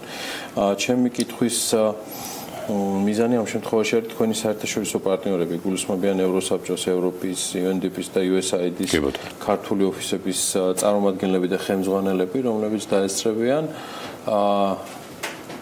მიღმა ყველაფრისა თქვენი ყოველდღიური საქმიანობისა, თქვენ და თქვენი კოლეგები მათთან ურთიერთობთ ასოციაციის პრიზმაში და მე მაინტერესებს უბრალოდ რამდენად გააზრებული აქვთ მათ მნიშვნელობა.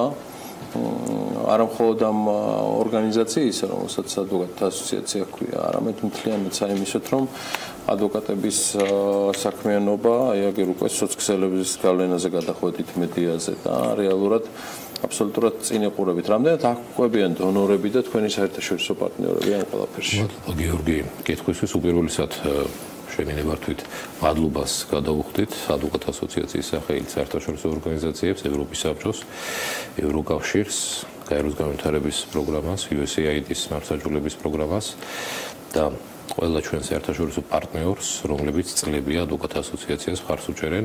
ამ მიმართულებით არ შეიძლება არ აღინიშნოს ამერიკის იურის ასოციაციის მხარდაჭერა, რომელიც სათავეებთან იდგა პროფესიული განვითარების საქართველოში 10 წლის წინ. დღეს ამ საერთაშორისო ორგანიზაცია აღარ არის წარმოადგენელი, თუმცა აუცილებლად უნდა აღინიშნოს.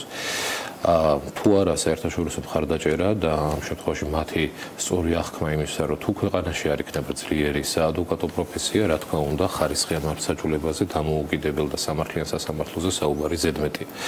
შესაბამისად, ამ მიმართულებით მათი მხარდაჭერა ყოველთვის სახეზე იყო და ეს მართლაც აღსანიშნავი არის. მეორე მხრივ, რა თქმა უნდა, ესმით რა საერთაშორისო ორგანიზაციებს მათ შორის, რომ ეს საკითხები აქტუალურია და ადვოკატთა კორპუსი ჭირდება მხარდაჭერა, სწორედ ამ ფარგლებში და ამ პრიზმაში ადვოკატთა ასოციაცია სწორ განვითარებას აგრძელებდა. თუმცა რა თქმა უნდა, αδვოკატთა ასოციაციებმაც უნდა ივარქვას, ხო? მოდი ასე ვთქვათ, რაც არ უნდა იყოს მხარდაჭერა წარმოქმნილი. სასამართლოც უნდა აკვეთ. რა თქმა უნდა, ყოველ შემთხვევაში ჩვენი მიმართულებით განვითარების გზაზე ვდგავართ. შემიძლია სიამაყით მოგახსენოთ, რომ საქართველოს ადვოკატთა ასოციაციის პროფესიაში შემოსვლის სტანდარტი, ისე როგორც განგრძობადი იურიდიული განათლების სტანდარტები უკვე რეგიონში არის აღიარებული, უფრო მეტიც მოლდოვა ნერგავს უკვე მოლდოვეთი ნერგავს უკვე ქართულ მოდელს თავის ქვეყანაში. ეს სხვა არაფერი არა, თუ არა საქართველოს ადვოკატთა ასოციაციის სწორი მუშაობის რეალური შედეგი, ისე როგორც აღიარება ამ მიმართულებით. ანუ აღნიშნული კონფერენცია ასევე ცალსახად არის სხვა არაფერი გიორგი, თუ არა რეგიონში ორგანიზაციის ლიდერის ფუნქციებით წარმოჩინება. რაც ამ შემთხვევაში ჩვენთვის ძალზედ მნიშვნელოვანია. სანამ დავასრულოთ, აი მოკლედ მინდა რომ მივიღო პასუხი. თქვენ ახსენეთ ის სიახლეები, რომლის გაზიარებაც გეგმოთ ამ კონფერენციის ფარგლებში, სოციალური ქსელების გავლენა სამართლის ამ სფეროს წარმომადგენლების ნაწილზე.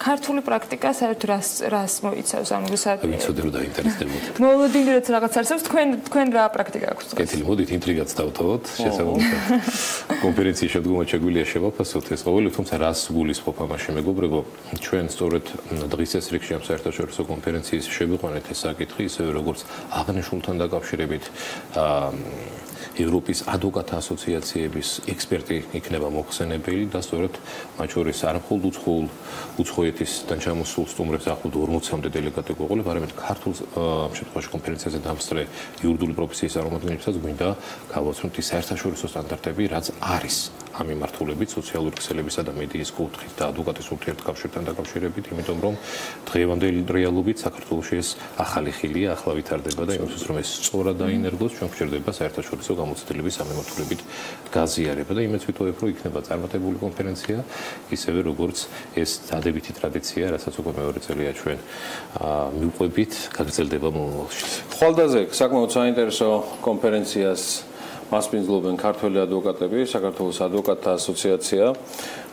ირაკლი ბრძანა კიდეც სავარაუდოდ რა იქნება მონაგარი ამ თემისა. დიდი ალბათობით გახდება ჩვენი ინტერესის თემა.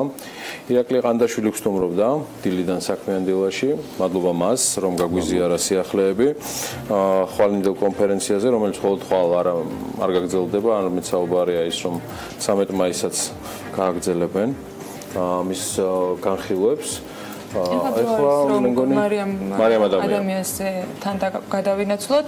არის თორე შანსი იმის, რომ მოახლოს მომავალში შრომით ბაზარზე ადამიანები რობოტებმა ჩაანაცვლონ. ეს არის თემა, რაზეც დღეს მარიამ გაგვესაუბრება, გამწოვდება თუ არა უმუშევრობის პრობლემა მთელ მსოფლიოში და როგორ უნდა მოემზადოს სახელმწიფო და სახელმწიფოები როგორ უნდა მოემზადონ იმისთვის, რომ სამომავლო დანაკარგები მაქსიმალურად აერიდონ. უკვე თავად მარიამი ისაუბრებს ამ საკითხზე, რომელმაც საკმაოდ საინტერესო თემა მოგვიმზადა. მარიამ, დილა მშვიდობის რამდენად დგას მსოფლიო ამ საფრთხის წინაშე? ანა, დილა მშვიდობისა. ვინ მოიგებს ბრძოლას შრომის ბაზარზე უახლოეს მომავალში? ჩვენ ადამიანები თუ რობოტები? გამომდინარე იმ ფაქტიდან, რომ რობოტები დროისა და ენერგიის საკმაოდ დიდ ეკონომიას აკეთებენ, ჩნდება კითხვა, საჭირო იქნება თუ არა ადამიანის მუშაობა, თუ კი რობოტები მთლიანად ჩაგვანაცვლებენ და უკვე ამ შემთხვევაში როგორ განვითარდება ქვეყნის ეკონომიკა. დღეს მსოფლიო სამრეწველო რევოლუციის მეოთხე ფაზაშია, თუმცა არც ისე შორია მეხუთე ეგრეთ წოდებული ციფრული ერა, რომელიც დასაქმების მიმართულებით ინოვაციებისა და სიახლეების მომტანი ნამდვილად იქნება. თუ კი რიცხვებს გადავხედავთ, მაგალითად ევროპაში დღეისათვის 10-დან 7 დამსაქმებელი კადრის სამსახურში აყვანისას ინფორმატიკის მიმართულებით მიღებულ განათლებასა და ციფრული ტექნოლოგიების ცოდნას ითხოვს. მარიამ, იგივე სტატისტიკას თუ გადავხედავთ, საინტერესო რამდენად არიან ადამიანები თავად მზად იმისათვის, რომ ამ ახალ გამოწვევებს, თქვათ, შეებრძოლონ, ან როგორც შეიძლება ითქვას, ახალი გამოწვევები მიიღონ. ან როგორც ექსპერტები ამბობენ, ყოველ მესამე დასაქმებულ ევროპელს არ გააჩნია აღნიშნული უნარჩვევები, ხოლო წინასწარი პროგნოზით უახლოეს მომავალში მაღალ კვალიფიციური შრომის 9%-ით მთელს მსოფლიოში თანდათან მთლიანად ავტომატიზირებული იქნება. ინოვაციების გავლენა კი ყოველი მეოთხე თანამშრომლის სამსახურის ცვლილების მიზეზი გახდება. იმ დროს, როდესაც მთელი მსოფლიო უმუშევრობის მაღალი მაჩვენებლის პრობლემის წინაშე დგას, კვალიფიციური კადრების ნაკლებობა არანაკლებ პრობლემად სახელდება. შედეგად კი პროფესიული ჰორიზონტების გაფართოება და ადამიანების მიერ ახალი ტექნოლოგიების ათვისება სასიცოცხლოდ მნიშვნელოვანი ხდება, განსაკუთრებით კი ახალგაზრდებისათვის, რომლებიც დღესდღეობით უმუშევრები არიან ან დღის ნახევარ განაკვეთზე მუშაობენ. დღესდღეობით ევროპაში 232 მილიონზე მეტი ადამიანია დასაქმებული, მსგავსი მაჩვენებელი კი შეიძლება ითქვას, რომ არასოდეს ყოფილა. პროფესიების უმრავლესობა ახლაც და უახლოეს მომავალშიც ცხადია ტექნოლოგიურ ცოდნაზე იქნება დაფუძნებული. დღესდღეობით ევროპელთა 40% საბაზო განათლებაც არ აქვს ამ მიმართულებით, ასე რომ სასწავლი კიდევ ბევრი გვაქვს. მათ კი ვისაც მაღალი კვალიფიკაცია აქვთ, მოუწევთ საკუთარი რეზიუმეს შეცვლა და შრომით ბაზარზე თავის ახლებურად წარმოჩენა. ეს ეხება არა მხოლოდ ახალგაზრდებს, არამედ ჩემი თაობის ადამიანებსაც. მთელი მსოფლიოს მასშტაბით საჭირო განათლების გარეშე მომავალში დასაქმების შანსი კიდევ უფრო შემცირდება, ხოლო დაბალ კვალიფიციური კადრების საათობრივი ანაზღაურება მინიმუმ 8%-ით დაიწევს. ეს ყოველივე ცხადია გამოიწვევს უმუშევრობის მაჩვენებლის ზრდას, რომელიც განსაკუთრებით გაიზრდება იმ ქვეყნებში, რომლებიც მათ კვალიფიციური სამუშაო ძალის მომზადებაში საჭირო ინვესტიცია არ განახორციელეს. სწორედ ამიტომ იმისათვის, რომ ხვალინდელი დანაკარგი ავიცილოთ თავიდან, საჭიროა დღეიდან დავიწყოთ მზადება. ამის კარგ მაგალითს კი გერმანია გვაძლევს, რომელმაც დროს გაუსწრო და დღესვე დაიწყო მომავლის რობოტიზაციისთვის მზადება, მათ შორის არის კომპანია აუდიც. სამუშაო პროცესი როგორც ადმინისტრაციული მიმართულებით, ასევე ოფისებში და ქარხნებში მაქსიმალურად გადასულია ციფრულზე. რევოლუციური ცვლილებები ჩვენს კომპანიაში უკვე დაწყებულია, სამომავლოდ უკვე აპრობირებული მეთოდის ცხოვრების სტილში გადასვლას გეგმავთ. შედეგად ადამიანებს უფრო მეტი თავისუფალი დრო და ენერგია რჩებათ. აუდში მომუშავე რობოტები დღეს უკვე აღარავის უყურს. აქ ყოველდღურად 600,000-ზე მეტი ავტომობილი იქნება, რომელზეც რობოტიზირებული სისტემა შეუჩერებლად 24 საათის განმავლობაში მუშაობს. თუმცა როგორც ხელმძღვანელობა აცხადებს, ეს მხოლოდ დასაწყისია და სამომავლოდ ციფრული ტექნოლოგიების სამყაროში წარმოების რაოდენობას კიდევ უფრო გააფართოვებენ. მიუხედავად ამისა, კომპანიაში დღეს 54,000-ზე მეტი ადამიანი არის დასაქმებული და არც ერთის გათავისუფლება არც დღეს და არც მომავალში არ იგეგმება. საბოლოოდ კი შეიძლება ითქვას, რომ მსგავსად გერმანიისა თუ კი ყველა ხელისუფლება თუ კერძო სექტორი წინასწარ დაიწყებს მომზადებას, სამომავლოდ შესაძლებელი გახდება დანაკარგის მაქსიმალურად შემცირება ბაზარზე. მადლობა მშვენიერს, მადლობა ჭკვიანს, მადლობა მარიამ ადამიანს, ეს ყველაფერი მას ეკუთვნოდა. მე მომწონს როგორც მუშაობს ის, თუმცა მინდა უფრო მეტი და მეტი რო ვაკეთოთ ერთად და ამისთვის ვართ ბიზნესმედია საქართველოს, რომელიც ყოველთვის შემოგთავაზებთ სიახლეებს და განვაახლებთ მაქსიმალურად ჩვენს ფორმატებს, სადაც მარიამის მსგავსი ნიჭიერი და აქტიური ადამიანები შეავსებენ და თქვენ დათქვებით ამ ეთერით. ეხლა დრო გავიდეთ რეკლამაზე, გმადლობთ რომ გვიყურებთ TV პირველზე, გმადლობთ რომ ხარს უჭერთ ამ ახალგაზრდა და საკმაოდ სწრაფად მზად არხს. და ასევე მადლობელი ვარ ჩვენი რადიო პარტნიორების FM 102 და 8 და 93.5. ვიცი რა, რომ რადიო თბილისზე და რადიო ჰერცზეც ასევე ძალიან ბევრი მიმდევრები ყავს, არანაკლები ვიდრე სოციალურ ქსელებში. მალე დაგიბრუნდებით, რეკლამაც სწრაფად გაივლის.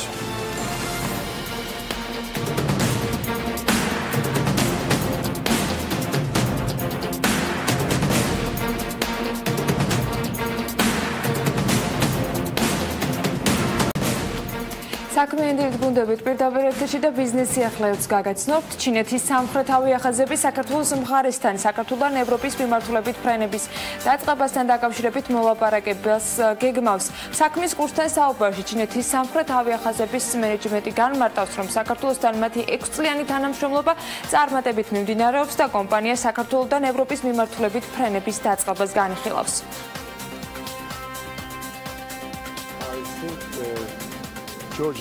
ფიქრობ, რომ საქართველოს ტერიტორიულად ძალიან სტრატეგიული ლოკაცია აქვს. ზრდა საქართველოს ბაზარზე არც ისე დიდია, რომ არ მოგატყოთ, თუმცა მაინც მოვახერხეთ და ამ 6 წლის განმავლობაში ფრენების სიხშირე ორ ქვეყანას შორის გავზარდეთ. თავიდან კვირაში ერთ ფრენას ვახორციელებდით, ახლა კი ხშირადაა შემთხვევა, როცა 4-ჯერაც გვაქვს კვირაში ფრენა.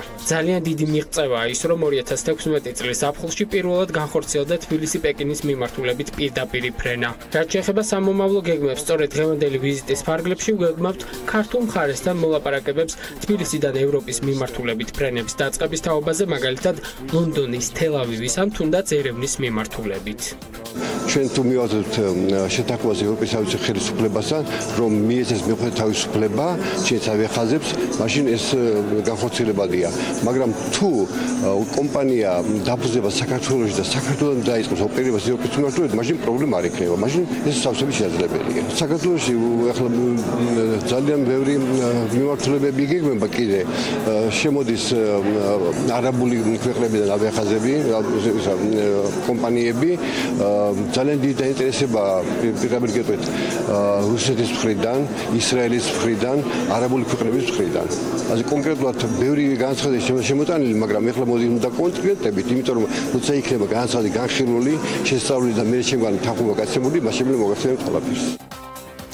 საქართველოს სატრანზიტო როლი ენერგოსექტორში ნავთობისა და გაზის კორპორაცია თეთრი ნაკადის პროექტში 10%-იან წილს შეიზღიდის. თეთრი ნაკადის პროექტის განხორციელებაზე საუბარი, რომელიც თურქმენული გაზის ევროპისათვის მიწოდებას ითვალისწინებს, ჯერ კიდევ 2009 წელს დაიწყო, თუმცა ჩართულ მხარეებს პირობებზე შეთანხმება გაუჭირდათ. გასულ კვირას კი აღინიშნა, რომ ენერგეტიკის სამინისტროს გადაწყვეტილებით ნავთობისა და გაზის კორპორაცია თეთრი ნაკადის პროექტში 10%-იან წილს ყიდულობს. ქართულ მხარეს დოკუმენტაცია მზად აქვს ამასთან დაკავშირებით, მაგრამ თავად კორპორაციაში განმარტავენ, რომ პროექტის განმახორციელებელ კომპანიაში, რომელიც შოტლანდიაშია რეგისტრირებული, პროცედურები ჯერ კიდევ დასასრულებელია.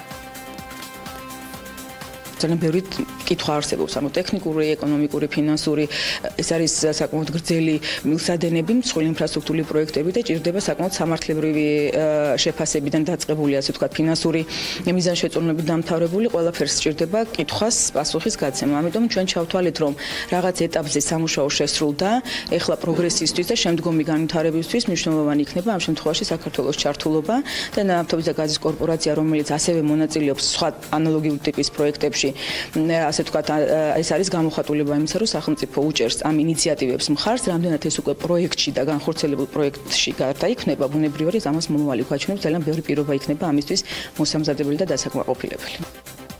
პროექტის რისკებთან დაკავშირებით ანალიტიკოსი ილიანა ჯერვალიძე კი აღნიშნავს, რომ მაღალია როგორც გეოპოლიტიკური, ისე ეკონომიკური რისკები, რადგან საუბარია იმაზე, რამდენად იქნება ახალი პროექტის საჭიროება ევროპისათვის გაზის მისაწოდებლად, მაშინ როდესაც იგივე თურქული ნაკადი, ასევე Nord Stream-ი განხორციელების ეტაპზეა და ორივე პროექტის სატრანზიტოდ შავი ზღვის გამოყენებას ითვალისწინებს. რასაკვირველია, გეოპოლიტიკური რისკები არის ძალიან მაღალი, როგორც ირანის თვალსაზრისით, ისე თურქმენეთის თვალსაზრისით. ამ რისკებს კიდევ უფრო ამძიმებს ის მდგომარეობა, რომ ნავთობისა და გაზის ბაზარზე არის დაბალი ფასები. ამჟამად მიწოდება არის გაცილებით მაღალი, ვიდრე მოთხოვნა არსებობს, განსაკუთრებით დასავლეთის ბაზრებზე. ამიტომ ნავთობკომპანიები, გაზის კომპანიები, რომლებიც ამგვარ პროექტებზე მუშაობენ ხოლმე, მათი საინვესტიციო პორტფოლიოებიც არის შემცირებული. ამიტომ დიდ რისკებს ვხედავ არა მარტო გეოპოლიტიკური კუთხით, არამედ ბაზარზე მოთხოვნის არსებობის კუთხითაც. მაგრამ მეორეს მხრივ ენერგეტიკის საერთაშორისო სააგენტოს გათვლებით 2025 წლისთვის ჭარბი ნავთობი და გაზი ბაზრიდან ალბათ გაწოვილი იქნება და დამატებითი მოთხოვნა გაჩნდება. პოზიტიური პირველი კვარტლით გაჩენილი მოლოდინის მიუხედავად ეროვნულმა ბანკმა 2017 წლის მეშეპე ზრდის პროგნოზი 4%-ზე შეინარჩუნა. სების პროგნოზით ეს პროგნოზი არ გაზრდილა, თუმცა შემცირდა ამ პროგნოზთან დაკავშირებული გაურკვევლობა. ზრდა ძირითადად ერთობლივი მოხმარებისა და ინვესტიციების მატებით იქნება განპირობებული, რასაც ხელს უწყობს თავის მხრივ დაგეგმილი ფისკალური სტიმული და ინფრასტრუქტურული პროექტები. ეროვნული ბანკის პრეზიდენტმა სხვადასხვა საინტერესო ვიდეო გამოაქვეყნა. თავად ეროვნული ბანკის ვებგვერდზე შეხვდებით კობახიძის იმ ახსნა განმარტებას, რაც 2016 წლის ყოველწლიურ ანგარიშს უკავშირდება სწორედ ეროვნული ბანკისაც, რომელიც საქართველოს პარლამენტის მიმართ არის წარდგენილი. წლიური ინფლაცია გაიზარდა და აპრილში 6.1% შეადგინა. ინფლაციის მატება ძირითადად ერთჯერადი ფაქტორებით, კერძოდ, საწვავისა და თამბაქოს პროდუქტების გაძვირებით არის გამოწვეული, რაც ამ პროდუქტებზე აქციზის განაკვეთის ზრდას და ასევე საერთაშორისო ბაზარზე ნავთობის ფასების ზრდას უკავშირდება. ამ პროდუქტების წვლილი ინფლაციაში 2.7% პუნქტია. რადგანაც ეს ზრდა ერთჯერადი ხასიათისაა, ის ეკონომიკური შინაარსით ინფლაციას არ წარმოადგენს. ორგანიზაცია ავტოსტოპერები ამბროლაურში ჰოსტელის დაახლოებით ერთ თვეში გახსნიან. ორგანიზაციის ერთ-ერთი დაფუძნებელი თამარ დავითულიანი ამბობს, რომ მშენებლობა და მოწყობის სამუშაოები თითქმის დასრულებულია. სასტუმროში გარემოთ 15 ადამიანის განთავსებას უზრუნველყოფს. ჰოსტელი მრავალფუნქციური იქნება და დამსვენებლებს შესაძლებლობა ექნებათ ისარგებლონ კემპინგ ზონით, რომელიც უკვე მოწყობილია. უახლოეს მომავალში კი ავტოსტოპერები ვიზიტორებს ჯომარდობის ტურებსაც შესთავაზებენ.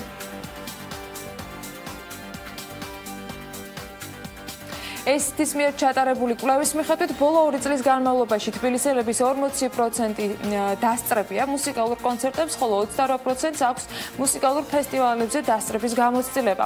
ამ კვლევის თანახმად 10-დან დაახლოებით 1 თბილისელი ფესტივალებს ხშირად ესწრება.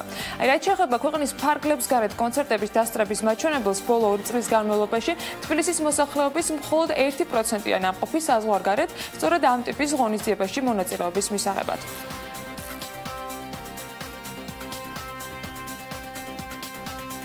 თბილისში ჰიპერმარკეტების ქსელმა გორგია მეორე ფილიალი გლდანში გახსნა. საქართველოს მასშტაბით ეს მე-6 ფილიალია. სამშენებლო და სარემონტო მასალების ჰიპერმარკეტ გორგიას მენეჯმენტთან ერთად გახსნას გლდანის გამგებელიც ესწრებოდა. ასევე გლდანის გამგეობის წევრები, ადგილობრივი წარმომადგენლები და 300 მოწვეული სტუმარი იყო სხვათა შორის ამ გახსნაზე ერთდროულად დაპატიჟებული. გლდანის პლაზაში განთავსებულ ჰიპერმარკეტ გორგიაში მომხმარებელს 40,000-მდე დასახელების პროდუქტის შეძენა შეეძლება. მათ იტალიაში, თურქეთში, გერმანიაში და მსოფლიოს სხვადასხვა ქვეყნებში წარმოებული პროდუქტის შეძენა დღეიდან უკვე შეუძლიათ. თბილისში, გლდანში მეორე ფილიალის გახსნა სამშენებლო და სარემონტო მასალებზე გაზრდილმა მოთხოვნამ განაპირობა. გახსნის ცერემონიას როგორც გორგიას მენეჯმენტი და დამფუძნებელი, ასევე გლდანის გამგებელი და სხვა წევრები ესწრებოდნენ.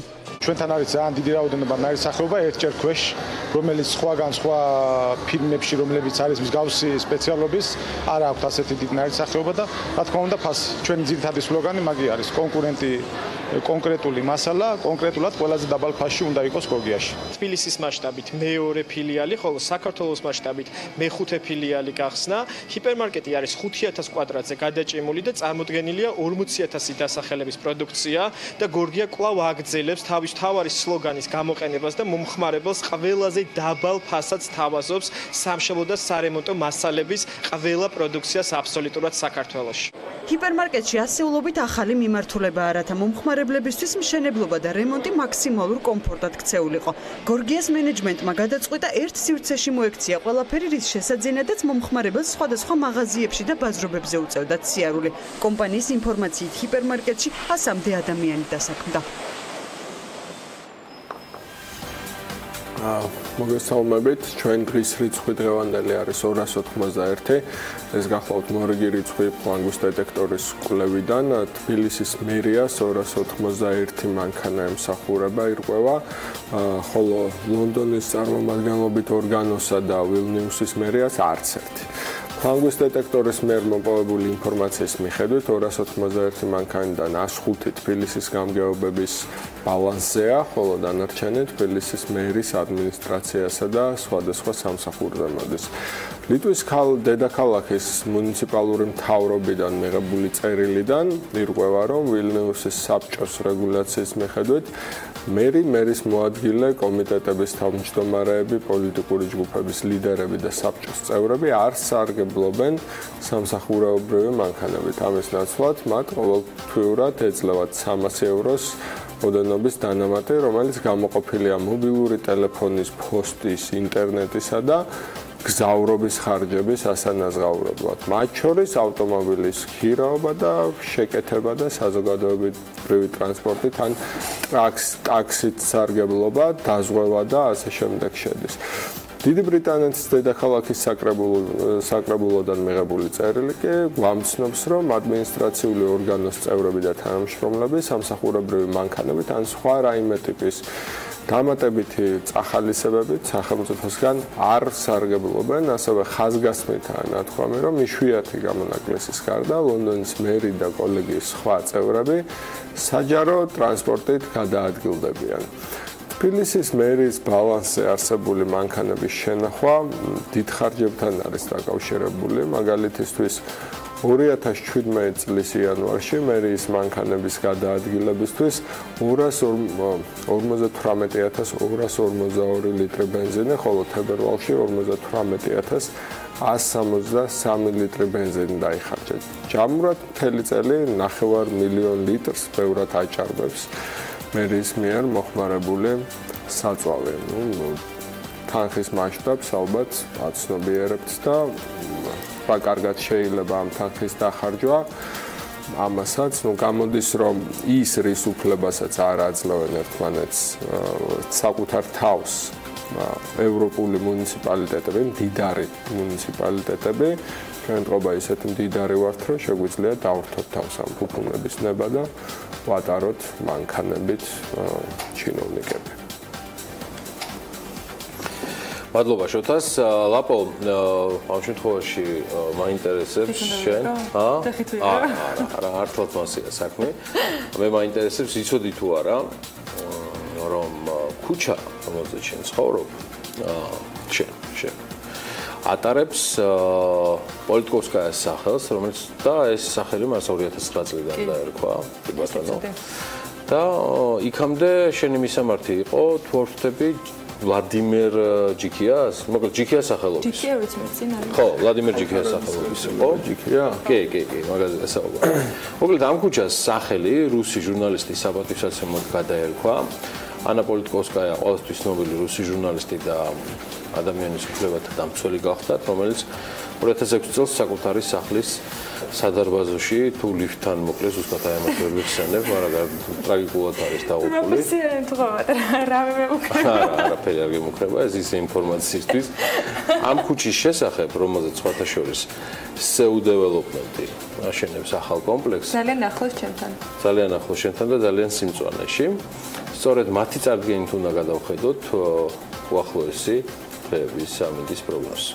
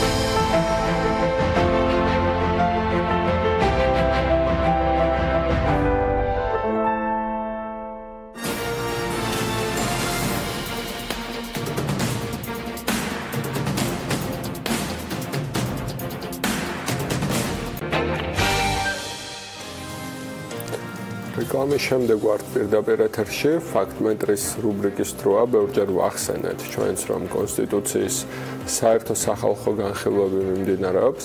ერთ-ერთ რეგიონში მოსახლეობასთან შეხვედრისას საქართველოს პარლამენტის თავმჯდომარემ თქვა, რომ ეკონომიკური ზრდით რეგიონში ჩვენ ვიყავით აუთსაიდერი 2004-დან 2012 წლამდე. აგვისტოს ომამდე ვუსწრებდით მხოლოდ მოლდოვას, ომის შემდეგ ვუსწრებდით მხოლოდ უკრაინას, 2012 წლის შემდეგ საქართველო გახდა ერთ-ერთი ლიდერი ეკონომიკური ზრდის თვალსაზრისით. პირველად მივახციეთ იმას, რომ $10,000 გადასცა ერთ სულ მოსახლეზე მთლიანი შიდა პროდუქტი 2013-15 წლებში, 3 წელში 90,000-ზე მეტი ადამიანი დასაქმდა მარტო დაქირავებით. მაშინ, როდესაც მანამდე იგივე მაჩვენებელი 9 წლის განმავლობაში იყო 45,000, ანუ ამ 3 წლის განმავლობაში ორჯერ მეტი ადამიანი დასაქმდა დაქირავებით, ვიდრე წინა 9 წელშიო, ესე თქვა. ფაქტ-მეტრმა ამ განცხადების სიზუსტე გადაამოწმა, რა შედეგები მიიღეს ამას ზაზა აბაშიძე და მისი სტუმარი მოგვახსენებენ ლევან თევდორაძე, ფაქტ-მეტრის ანალიტიკოსი. დილამშვიდობის. ჩვენ მე გავაგზავნებ შენ შესავალს და ამ საერთო სახალხო განხილვების დროს ირაკლი კობახიძის ოპოზიციურ სპექტრს და საზოგადოების დიდ ნაწილს მათემატიკას და ანგარიშს უწუნებდა და თქვა, რომ მათემატიკის ცოდნის მხრივ დიდი დეფიციტი აქვს ოპოზიციურ პარტიებსა და მართლაც ფაქტ-ჩეკმა სწორედ ამ ნაწილში შეამოწმა მგონი ირაკლი კობახიძე და გავიგეთ რამდენად კარგად აქვს ათვისებული ეს მიმართულება პარლამენტის თავმჯდომარეს და ამაში ჩვენ ლევან თევდორაძე დაგვეხმარება, რომელმაც პირადად იზრუნა ამ მონაცემების გადამოწმებაზე. ლევან, სანამ ჩვენ გადავალთ უშუალოდ შინაარსის განხილვაზე, საინტერესოა ნიშანი დაუწერეთ მანამ. სანამ ხო ნიშანზე საუბრობდი, მნიშვნელოვანია რეგიონი. საშემოდგომო გამოყოლეთ. მეწილობს დარიგი. ხო, ანუ აი ეს პირველ რიგში მნიშვნელოვანია რომ გავყოთ ირაკლი კობახიძის განცხადება და რეგიონი, რომელიც შეიძლება სადაო ტერმინია, ანუ რა შინაარსზე იგულისხმება ამის დროს და ვის შეადარეთ თქვენ რა ქვეყნებს და რატომ მოხდა მსგავსი ტიპის დაწესება. ანუ პირველ რიგში ეს არის საინტერესო. დიახ, ანუ განცხადებიდანაც ისე ჩანს თითქოს ირაკლი კობახიძე რეგიონში, ანუ იმ რეგიონში, რომელშიც საქართველოს შედის, მხოლოდ DST-ს ჯგუფის წევრ ქვეყნებს მოიაზრებს, თითქოს ესე ჩანს, თუმცა ჩვენ მიგვაჩნია რომ ეს არასწორი დეფინიციაა. მიუხედავად იმისა, რომ საერთაშორისო ორგანიზაციები, რომლებსაც ჩვენ ვეყრდნობით, ამ შემთხვევაში მაგალითად საერთაშორისო ვალუტა ფონდი არის ჩვენი წყარო, ისიც ამ ჯგუფს იყენებს, ქვეყანათა ჯგუფს, თუმცა ჩვენ მსგავსი ანალიზის დროს ვაფართოვებთ ამ ჯგუფს და გარდა DST-ს წევრი ქვეყნებისა, საქართველოს ეკონომიკური ზრდის მაჩვენებლებს ვადარებთ აღმოსავლეთ ევროპის ქვეყნების მაჩვენებლებსაც, გეოგრაფიული სიახლოვიდან და რაღაც რიგი ფაქტორებიდან გამომდინარე, რომელიც ყველასთვის გასაგები არის. ამ ჯგუფში შედის სულ 24 ქვეყანა, გარდა DST-ს წევრი ქვეყნების აღმოსავლეთ ევროპის წევრი ქვეყნები, მაგალითად უნგრეთი, სერბეთი, ალბანეთი, ბულგარეთი და სხვა ქვეყნები. გარდა ამისა, სასურველი არის რომ განვარტოთ რას ნიშნავს ტერმინი აუთსაიდერი. ჩვენ ესეთი დათქმა შემოვიღეთ, რომ ეს ნიშნავდა ამ 24 წევრიდან 13, ან უფრო ქვემოთ პოზიციას ამ 24 ქვეყნიან ჯგუფში. და ანუ შუა ეს მე-12 პოზიცია, ესე შემოვიღეთ, რომ ეს იყო ანუ აუთსაიდერების სხვა არზემყოფობა და ნუ ამის მიხედვით გავაკეთეთ ანალიზი ირაკლი კობახიძის განცხადების. რაც შეეხება ეკონომიკურ ზრდას 2004 და 2012 წლამდე და ჩვენს აუთსაიდერობას, საქართველოს ამ საანგარიშო პერიოდში აუთსაიდერის რიგებში, ასე ვთქვათ, მოექცა სულ 3ჯერ, 2004 წელს, 2008 წელს და 2009 წელს. ნუ 2004 წელზეც შეგვიძლია ვთქვათ, რომ ნაციონალური მოძრაობის ხელისუფლებაში ყოფნის პირველი წელი იყო და აქედან გავუდინარი შესაძლებელია ეს მე-17 ადგილი ამითაც აიხსნას, თუმცა შესაძლებელია ეს არ იყოს თვალ ობიექტური შეფასება, მაგრამ ობიექტურ შეფასებას ვერ გავექცევით 2008 და 2009 წლის აუთსაიდერობის შედეგებზე საუბრისას, 2008 წელს რაღაც შიდა დაძაბულობა ომის ფონზე, 2009 წელს გლობალური ეკონომიკური რეცესია და ეს შესაბამისად მე-20 და მე-15 ადგილში, ასე ვთქვათ, აისახა დანარჩენ წლებში, ანუ 2005, 2006, 2007, 2010, 11 და 12 წლებში საქართველოს ანუ ნაციონალური მოძრაობის ხელისუფლებაში ყოფნის პირობებში რეგიონში აუთსაიდერი არ ყოფილა. მეტიც 2007 წელს ქვეყანა 12.4%-იანი ეკონომიკური ზრდით მთელ ამ საანგარიშო პერიოდში 2004 წლიდან 2016 წლის ჩათვლით და თუკი 2017 წლის საპროგნოზო მაჩვენებელსაც გავითვალისწინებთ, ეს ვთქვათ რეგიონში ყველაზე მაღალი პოზიცია მესამე ადგილი დაიკავა. 2012 წლის შემდეგ რა ვითარება მხრივ ხო, ეგეც მნიშვნელოვანია. 2012 წლის შემდეგ 4 წლის განმავლობაში 2013 წელს ქვეყანა იყო აუთსაიდერობის ზღვარზე, ანუ მე-12 პოზიცია იკავა რეგიონში. 2014 წელს ქვეყანამ დაიკავა მე-6 ადგილი, 2015 წელს და 2016 წელს კი ქვეყანა იყო აუთსაიდერი და დაიკავა შესაბამისად მე-15 და მე-14 პოზიციები.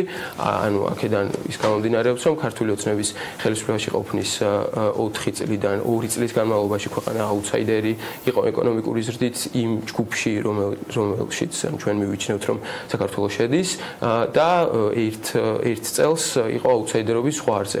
2014 წლის შედეგი იყო მე-6 პოზიცია და ამაზე გაცილებით უკვე შედეგები გქონდა 2004 და 2012 წლის ჩათვლით. ეს საინტერესოა, ასევე უშუალოდ ეკონომიკური ზრდის მაჩვენებელი ხო ამ ხრივაც 2012 წლის მერე დაწეულია, მაგრამ ანუ სხვა ქვეყნებშიც უფრო დაბალია და შესაბამისად ამ ფონზე კიდევ უფრო კარგად ჩანს ეს ამბავი და 2012 წლამდე ნუ იყო შემთხვევები, როდესაც მე რამდენადაც მახსოვს საკმაოდ მაღალი იყო ეკონომიკური ზრდის ტემპი, მაგრამ ის სიტყვაზე იგივე აზერბაიჯანი ან სხვა ჩვენი უშუალო რეგიონის წევრი ქვეყნები რაც გარკვეული ფაქტორების გამო ჩვენზე დიდ შედეგს დებდნენ და ამ ხრივ თუმცა ამ ხრივ უნდა აღინიშნოს, რომ მთელ ამ საანგარიშო პერიოდში 2004-დან 16 წლის ჩათვლით, ესე იგი საქართველოს მუდმივი ჩამორჩენა არც ერთ ქვეყანასთან არ ქონია, ერთი წელი მაინც არსებობდა ისეთი, როდესაც ამ დანარჩენი 23 ქვეყნიდან რომელიმეც გაუსწარეს. ვერდიქტის გამოტანაში კიდე ერთი ფაქტორი, როგორც მივხვდი, ეს $10,000 ერთ სულ მოსახლეზე $10,000 სრულობის უნარი. გარდა ამისა, ვერდიქტზე ძალიან დიდი გავლენა მოახდინა შესაბამისად. ეს ნაწილიც რომ მოვიხილოთ, მოკლედ საინტერესო იქნება და მე საბოლოო კი ბატონო, იქამ დავამატებ, რომ ეს ვთქვათ ეს კიდევ ერთი ასპექტი იყო, რომ ომამდე უსწრებდით მხოლოდ მოლდოვას, ომის შემდეგ უსწრებდით მხოლოდ უკრაინას. აქედან შეგვიძლია ვარაუდოთ, რომ ირაკლი კობახიძე რეგიონში, ესე ვთქვათ, თვლის და მიიჩნევს, ასე ვთქვათ, დსთ-ს ქვეყნებს, რაც არასწორი არის ეს ერთი. გარდა ამისა, ну როგორც ჩვენი შეფასებით გამოჩნდა, საქართველოს 24 ქვეყნიდან 23 პოზიციაზე არც არ ყოფილა, ანუ არც ერთ წელი არ ყოფილა ისეთი, როდესაც ჩვენ მხოლოდ ერთ ქვეყანას უსწრებდით. ეს ანალიზიც კი საკმარისია იმისთვის, რომ დაუშვათ ამ ნაწილში პოლიტიკოსის განცხადების სიმცდარეში დავრწმუნოთ. ანუ თავისივე მოცემულობაში ვეცდება და თქვენი გაფართოებული წრისა, როგორც ეს იმბიარდის თემას მივიხილავდით და ხომ არ გონიათ, რომ პარლამენტის თავმჯდომარემ აი ეგრეთ წოდებულ რეგიონში, ვთქვათ, იგივე იბიარდის მსგავსი დაყოფა ხო არ იგულისხმა, ანუ რომელშიც ასევე შედის უკრაინას და მოლდოვას. იმიტომ რომ აი საქართველოს იქნება მაგალითად იბიარდის პროგნოზით ლიდერი, ცხადია რეგიონში ეკონომიკური ზრდის, მაგრამ ზრდა ამ შემთხვევაში 2017 წელს არ ემთხვევა თუნდაც იმ ზრდას, რომელიც აქვს საქართველოს მთავრობას ან ეროვნულ ბანკს 20%-იანი, იბიარდი მაინც 3.8%-იანი ზრდა დაგვიტოვა, მაგრამ მე მინდა გავერკვე არეალში მართლა რა იგულისხმა, ანუ ის მოცემულობა რა ძალზე ამბობს, რომ სათვალავში იღებს დსთ-ს, რომელიც წარმოუდგენელი გეოგრაფიაა ჩემთვის შესაძლებლად დაფარვის კუთხით, თუ აქ არის საუბარი რაღაცა ამ იბიარდის მიმართულებაზე, ჩემი აზრით. აი შესაძლებელია სიმართლე გითხრათ, ანუ ის კონკრეტულად არ დაგვიზუსტებია ჩვენ, თუმცა ანუ აი რა დაყოფაც არ უნდა ავიღოთ, ნებისმიერი საბოლოო ჯამში, ანუ ის შეფასება, რომ ომამდე უსწრებდით მხოლოდ უკრაინას, მხოლოდ მოლდოვას, ომის შემდეგ მხოლოდ უკრაინას, ანუ ეს ნაწილი მაინც არ გამოდის. გარდა ამისა, აღსანიშნავია, რომ ეს საკმაოდ ისეთ პრობლემური იყო ანალიზის დროს, რომ ეს ვთქვათ ბუნდოვანია რას გულისხმობს რაღაც გარკვეულ ცნებებში, თუნდაც რეგიონი, თუნდაც აუთსაიდერი, თუნდაც აი შემდეგ საზამრაც ახსენა ეს $10,000 გადავწყვით ერთ სულ მოსახლეზე მთლიანში და პროდუქტითო. ანუ ეს ნიშნავს, ეს ვთქვათ შესაძლებელია დამაბნეველი იყოს ესე მკითხველისთვის და მაყურებლისთვის, ეს ტრადიციული მეთოდით გაზომილ მთლიანში და პროდუქტს არ გულისხმობს. აქ მიიჩნევს ირაკლი კობახიძე მსყიდველობით უნარის პარიტეტის მიხედვით დათვლილ ერთ სულ მოსახლეზე დათვლილ მთლიანში და პროდუქტს. ნუ ამით ამ მეთოდის გათვალისწინებით არის ზუსტად ის, რომ 2016 წელს მართლაც $10,044 შეადგინა ერთსულ მოსახლის დაკავშირების პროდუქტმა 2016 წელი ახსენა და ეს ასე იყო. ამ მეთოდის სპეციფიკა და განსხვავება დაუშვათ სხვა ან ტრადიციული ნომინალური GDP-სგან ან რეალური GDP-სგან ის არის, რომ ეს მეთოდი უგულებელყოფს ქვეყნებში არსებულ საფასო სხვაობებს და შესაბამისად კარგი ხერხი არის იმისთვის, რომ შევადაროთ ერთმანეთს კეთილდღეობა სხვა ქვეყნებში. თუმცა ანუ ეს მეთოდი მხოლოდ ეკონომიკური ზრდის გათვალისწინებით არ დგება, მაგალითად ითვალისწინებს გაცვლითი კურსის ცვლილებებს და აქედან გამომდინარე არ შეიძლება რომ ეს ცალკეულად მაგითაც შეგვიძლია თავი გადავიდოთ. ყველა ბიუჯეტი ყოველი წლის არის ფიქსირებული კურსით. ანუ მაგნატოში შეგვიძლია არ მივცეთ საშუალება მანიპულირების, იმიტომ განსხვავებით ჩვენგან ანუ გულისხმობ რიგითი ობივატელები, რომელიც ხან 2 და 5-ით და ხან 2 და 3-ით და უმეტყოდ დაგვიფაროს ვაკო. ბიუჯეტი გაწერილია და იქ კურსი არის ფიქსირებული. ასე რომ იქ მანიპულირების საშუალება მან ყოველ შემთხვევაში ნაკლებია. თან მე ამ ჩავხედე ახლა ამ სიას და მუდმივად ზრდადი დინამიკა არის 2008 წლიდან მოყოლებული შესაბამისად ეს სულიზდება და ანუ ეს მეთოდი არის შემუშავებული იმისთვის როგორც თქვით რომ შეადაროს ქვეყნებს შორის კეთილდღეობა და ნუ დავუბრუნდეთ რომ სოფლიოში მხოლოდ დაახლოებით 20-მდე 16 ან 17 ქვეყანა არსებობს ისეთი რომლის რეალურად დაცვლილი ფინანსთა პროდუქტი უსწრებს წყდულობით უნარის პარიტეტის მიხედვით დაცულ ფინანსთა პროდუქტს, რაც ბუნებრივი არის ეს მაღალი ციფრები. სანამ საბოლოო შეფასებაზე გადავალთ, კიდე ერთი პარამეტრი არის, აქ დასაქმებულებიც ახსენა ირაკლი კობახიძემ 91,000 2013 წლებში და 84,000 იქამდე პერიოდში ამ ნაწილში ვითარებაა და ამდენად სწორია ამ შემთხვევაში პარლამენტის თავმჯდომარის მათემატიკა. დიახ, ეს ნაწილი ესე პირდაპირ ერთ შეხედვით და ანუ ამ ნაწილში ყველაზე დარწმუნებით შეგვიძლია ვთქვათ, რომ სიმართლეს ამბობს პარლამენტის თავმჯდომარე, ნამდვილად 2004-დან 2012 წლის ჩათვლით დაქირავებით დასაქმებული ადამიანების რაოდენობა გაიზარდა 44,1 ადამიანით,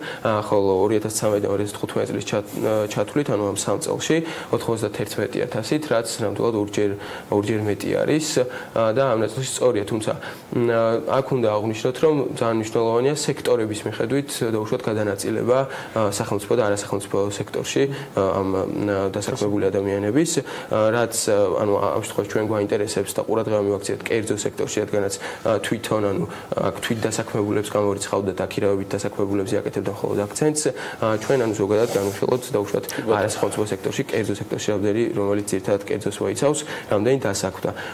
ანუ ეს რაღაც ბუნდოვანება რო თავიდან აგვეცილებინა, რადგანაც ქართული ოცნება იმდენი ხნის განმავლობაში არ არის ხელისუფლებაში, რამდენი ხანიც ნაციონალური მოძრაობა იყო.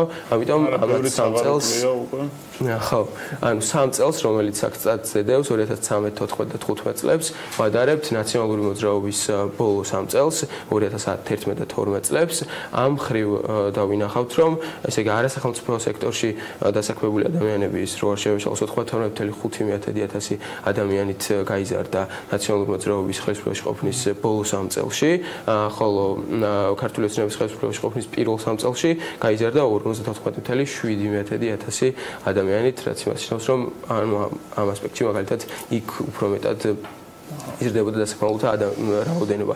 ნუ იმის გამო რომ მაგალითად ეს მსყიდველობით უნარის პარიტეტის მაჩვენებლები და რიცხვები ესე ერთ შეხედვით სწორი არის და ნამდვილად ამ მიმართულებით რაღაც ჭეშმარიტი არის განცხადება, გარდა ამისა რომ დაუშვათ ეს დასაქმებულთა მაჩვენებლებიც სწორი არის ესე რიცხვები, აქედან გამომდინარე სტატია არის მეტწილად მცდარი და არ არის დაუშვათ მცდარი ან ტყუილი, რაც სხვა შემთხვევებში გქონია. ხო, ესეც ჩემი ბოლო კითხვა უნდა ყოფილიყო, მაგრამ გავიგეთ რატო არის.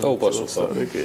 ისე მე მახსოვს ამ პროექტის დასაწყისი და საწყისი პერიოდი იყო, როდესაც ამავე თემაზე ვშევლობდით და ერთ-ერთი ექსპერტი არ დავასახელებ ახლა სახელს, როგორც მაშინ ისე დაჟინებით მიტკიცებდა, რომ რეგიონი იყო მარტო ჩვენი სამეზობლო.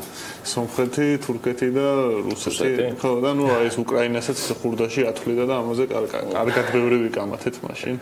მახსოვს ეს მაგარი მაინც ის იქნება, რომ ყველაზე მთავარი იმითი სათვალავით რო ავიღოთ, ეკონომიკის დის ფაქტორად თუ იქნება მიჩნეული პირდაპირ უცხოური ინვესტიციები, ალბათ ყველაზე შვიდად ვიქნებოდით ამ თემასთან დაკავშირებით და არც ფაქტმეტრი დაგჭირდებოდა, არც ლევან თევდორაძის დილით შეწუხება ზაზა აბაშიძის რუბრიკაში და ისე პერსონამჩავაზე ფანტასტიკური რაღაცა გააკეთა წინა ფორბსში რა ეს პირდაპირ უცხოური ინვესტიციები ხო FDI და პირდაპირ უცხოური პუი პუი და არის ძალიან მაგარი სახელი საქართველოსში პუი და პუი ლევან დიდი მადლობა სტუმრობისთვის კი დიდი მადლობა სადა წარმატებული გისურვებ საქმიანს და იმედია უკვე სრული შემართებით დაგვიბრუნდებით შემდეგ კვირაში შემიძლია თქვა რომ ასე იქნება ჩვენ მოკლე კოლაჟის წრე გვაქვს, კალენდრის მოკლე კოლაჟს გადავხედავთ და ჩვენც რამდენიმე წამში დავბრუნდებთ. ისეთ გრძელ ვიზიტზე არ მივდივართ როგორც 11 მაისი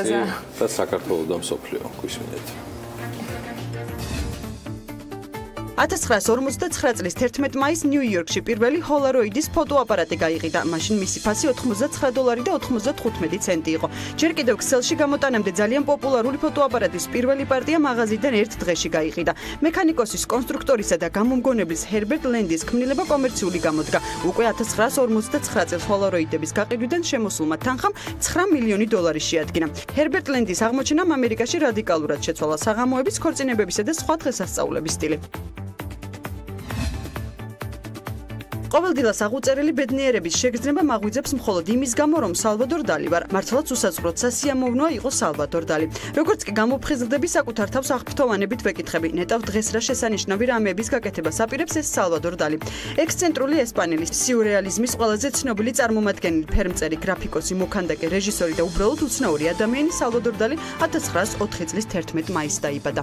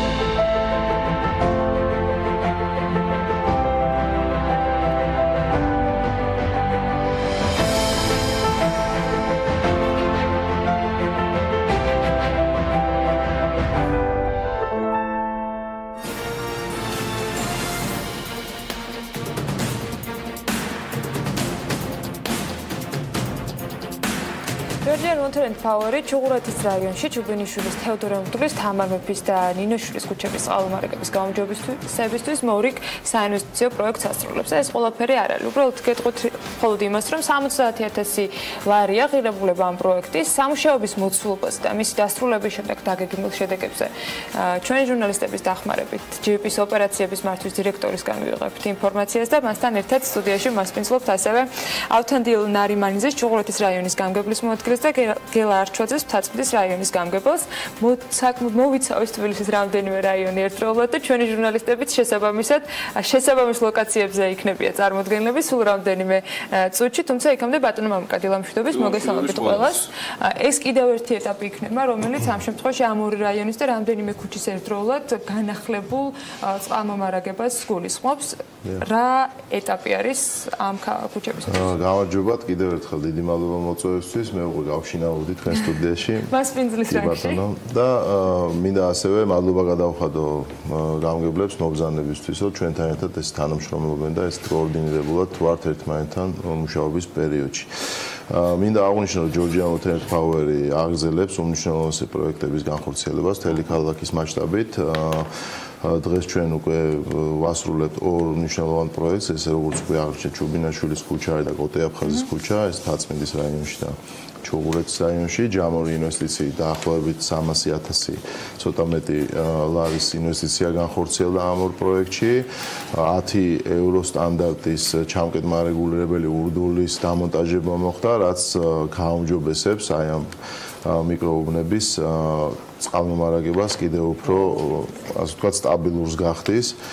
შესაბამისად, ჩვენი სამუშაოები ამ ორ რაიონში საკმაოდ მასშტაბურად გრძელდება, დაახლოებით 27 დიდი პროექტის განხორციელებას ვაპირებთ მთლიანად ამ ორ რაიონში წლის ბოლოს და როგორც იცით, მთლიანად ქალაქის მასშტაბით ჩვენ ახლა 29 წერტილში ერთდროულად ვართ ლოკალიზებულები და ვმუშაობთ ერთდროულად პარალელურ რეჟიმში. დაახლოებით 200 ქუჩის რეაბილიტაცია არის, როგორც უკვე არაერთხელ აღვნიშნეთ, დაგეგმილი წლის ბოლომდე. ჯამში მთლიანობაში ეს არის 170 კილომეტრი ქსელი სიგრძით. მთლიანობაში. დიახ. მე მგონი პარალელურად მამუკას შესავლისა კარგი იქნება თუ ნახავთ სადიმყოფებიან ჩვენი ჟურნალისტები თათია ჩაფიჩაძე და ნინი ვანგურაშვილი, რომლებიც მამუკას მიერ დასახელებულ ლოკაციაზე. მოკლედ, დილიდან ვთქვები ხოლმე რა. ერთი რაც ვიცი GVP-სთან დაკავშირებით, რომ აუცილებლად ნახავ მამუკას ეთერში და GVP-ის მთავარ დისპეჩერს და მეორე არის, რომ თქვენ გნახავთ ამ არაჩვეულებრივ ჩაფხუტებში, რომელიც ზუსტად ჩვენ სფერებშია გამოხატული. დილა მშვიდობის ნინი და თათია. დილა მშვიდობისა გიორგი. ფანტასტიკური ტრიო გვაქვს. მოდი თანამიმდევრობით დავიწყოთ. ამ შემთხვევაში თათიათი დავიწყოთ. თათია ორი სიტყვით რო გითხრა სადიმყოფები და რა ეტაპზეა სამუშაოები და შემდეგ უკვე ადგილობრივი სტუდიაში მიმოვიხილავთ გარკვეულ დეტალებს. გისმენთ. გიორგი მორიქ საინვესტიციო პროექტს ასრულებს კომპანია ჯორჯიან ვოთერ ფაუერი. ჩვენ ახლა ვიმყოფებით ჩუბინაშვილის ქუჩაზე, ჩუღურეთის რაიონში. კომპანიამ სამუშაოები თითქმის დაასრულა ჩუბინაშვილის ქუჩაზე, თევდორე მღვდლის, თამარ მეფისა და ნინოშვილის ქუჩებზე. პროექტის ჯამური საინვესტიციო ღირებულება 70,000 ლარი იყო, რომლის ფარგლებშიც მხოლოდ ჩუბინაშვილის ქუჩაზე 600 მეტრის სიგრძის წყალსადენების ქსელი შეიცვალა. აღნიშნული მოსახლეობა, ადგილობრივი მოსახლეობა აცხადებს, რომ წყალსადენების ქსელი საკმაოდ პრობლემური იყო ტერიტორიაზე, რის გამოც ხშირად ხდებოდა ავარიები და შეგვიძლია მოვისმინოთ მათი კომენტარები.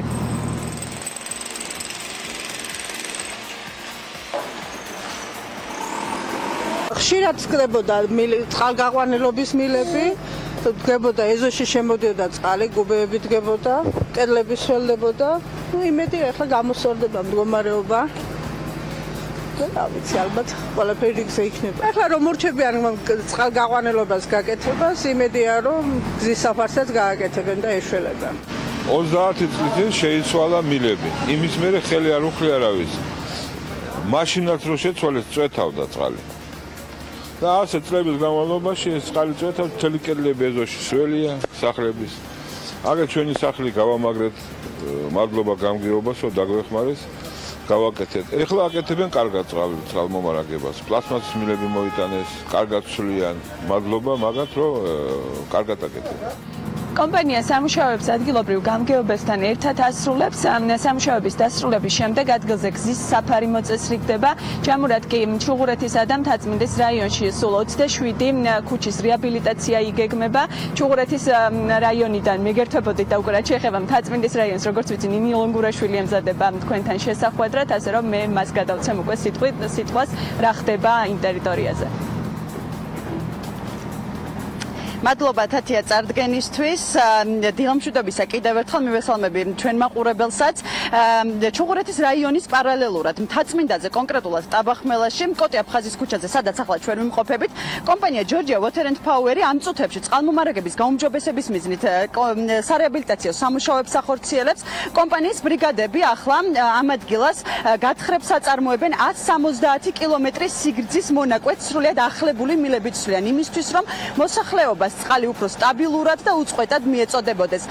აღნიშნულ პროექტში კომპანია Georgia Water and Power 240,000 ლარის ინვესტიციას ახორციელებს. აღსანიშნავი არის აუცილებლად ის ფაქტი, რომ კომპანია ამ 2017 წელს 200-ზე მეტ ქუჩაზე 170 კილომეტრის სიგრძის მონაკვეთს სრულიად ახლებული მილებით ცვლის წყალმომარაგების გაუმჯობესების მიზნით, რაშიც 82 მილიონ ლარზე მეტი ინვესტიცია განხორციელდება, ასევე ამ მომენტში კომპანიის ბრიგადები ერთდროულად 29 წერტილში ახორციელებენ სამუშაოებს იმისთვის, რომ თბილისის მოსახლეობას წყალი უფრო უწყვეტად, სტაბილურად და კარგად მიეწოდებოდეს. მადლობა ნინი ლონგურაშვილს და თათია ჩაფიჩაძეს. ერთია გავამართლათ, რომ წვიმა აღარ არის, თუმცა ეს ფორმები დარწმუნებულია, რომ ასეთ ამიჩიც დაეხმარებოდათ. ორივეს ნამდვილად ძალიან უხდება ფერები და ერთხელ ვისურვებდი, რომ სტუდიაში გიორგი შენც მოგერგო ეს ფორმა. ამას პირობად მივიღებ. ეს შანერგილია GVP-ის. წაიდა რომ იცოდ. დარწმუნებულია, რომ ამ თანამშრომლებს სამომავლოა. ბედნიერი იღების. ევიჯდები ხოლმე ჩაფხუტი. აი ჩაფხუტია კიდე ერთი. ვოლონტიორი. აი საქმეს დავაბრუნდეთ სამუშაოები, რომელსაც GVP ახორციელებს, არ გულისხმობს მხოლოდ წყლის მილების და ამ წყლის მომარაგების გაუმჯობესებას, ეს კიდევ დამატებით ბევრ სამუშაოს გულისხმობს, მათ შორის გზის საფარის მოწესრიგებას და ასე შემდეგ. წინა პრაქტიკიდან გამომდინარე, გამგეობებთან, როგორც ვიცი, საკმაოდ აქტიური კონსულტაციების შედეგი არის სწორედ დროის და მენეჯმენტის დაგეგმვის სხვა გარემოებები. როგორ ხდება ამ შემთხვევაში თქვენთან და როდის დასრულდება მთლიანად ეს პროცედურები? მოგესალმებით, მივესალმებით თქვენს მაყურებელს. მადლობა მინდა მოგიხადოთ მოწვევისთვის. მინდა მოგახსენოთ, რომ და შეიძლება რომ არ დაგეთანხმოთ, რომ მართლა მშვენივრად გამოიყურებოდნენ ეს გოგონი. უნდა დაგეთანხმოთ ნამდვილად. რაც შეეხება ჩვენ ურთიერთობებს, ჩვენი ხელისუფლებაში მოსვლის დღეიდანვე აქტიური, ასე ვთქვათ, თანამშრომლობა ჩამოყალიბდა Georgia Water and Power-სა და ქალაქის მერიას შორის. დაიგეგმა ის, რომ ყველას კაპიტალური ქუჩა, კაპიტალურად გასაკეთებელი ქუჩა წინასწარ უნდა ყოფილიყო შეთანხმებული კომპანიასთან, რათა რამოდენიმეჯერ არ ყოფილიყო ამ ქუჩის რეაბილიტირება. ეს პრაქტიკაში ძალიან კარგად განხორციელდა. გვაქვს ძალიან მჭიდრო ურთიერთობა, რისთვისაც შეიძლება ითქვას, რომ მთაწმინდის რაიონის მიმართებაში შეიძლება სამაგალითო იყოს, იმიტომ რომ ეს არ დაწყებულა წელს ეს ურთიერთობა შარშანაც და იმის წინა წელშიც Georgia Water and Power-თან ძალიან დიდი პროექტები განახორციელეთ ერთობლივად.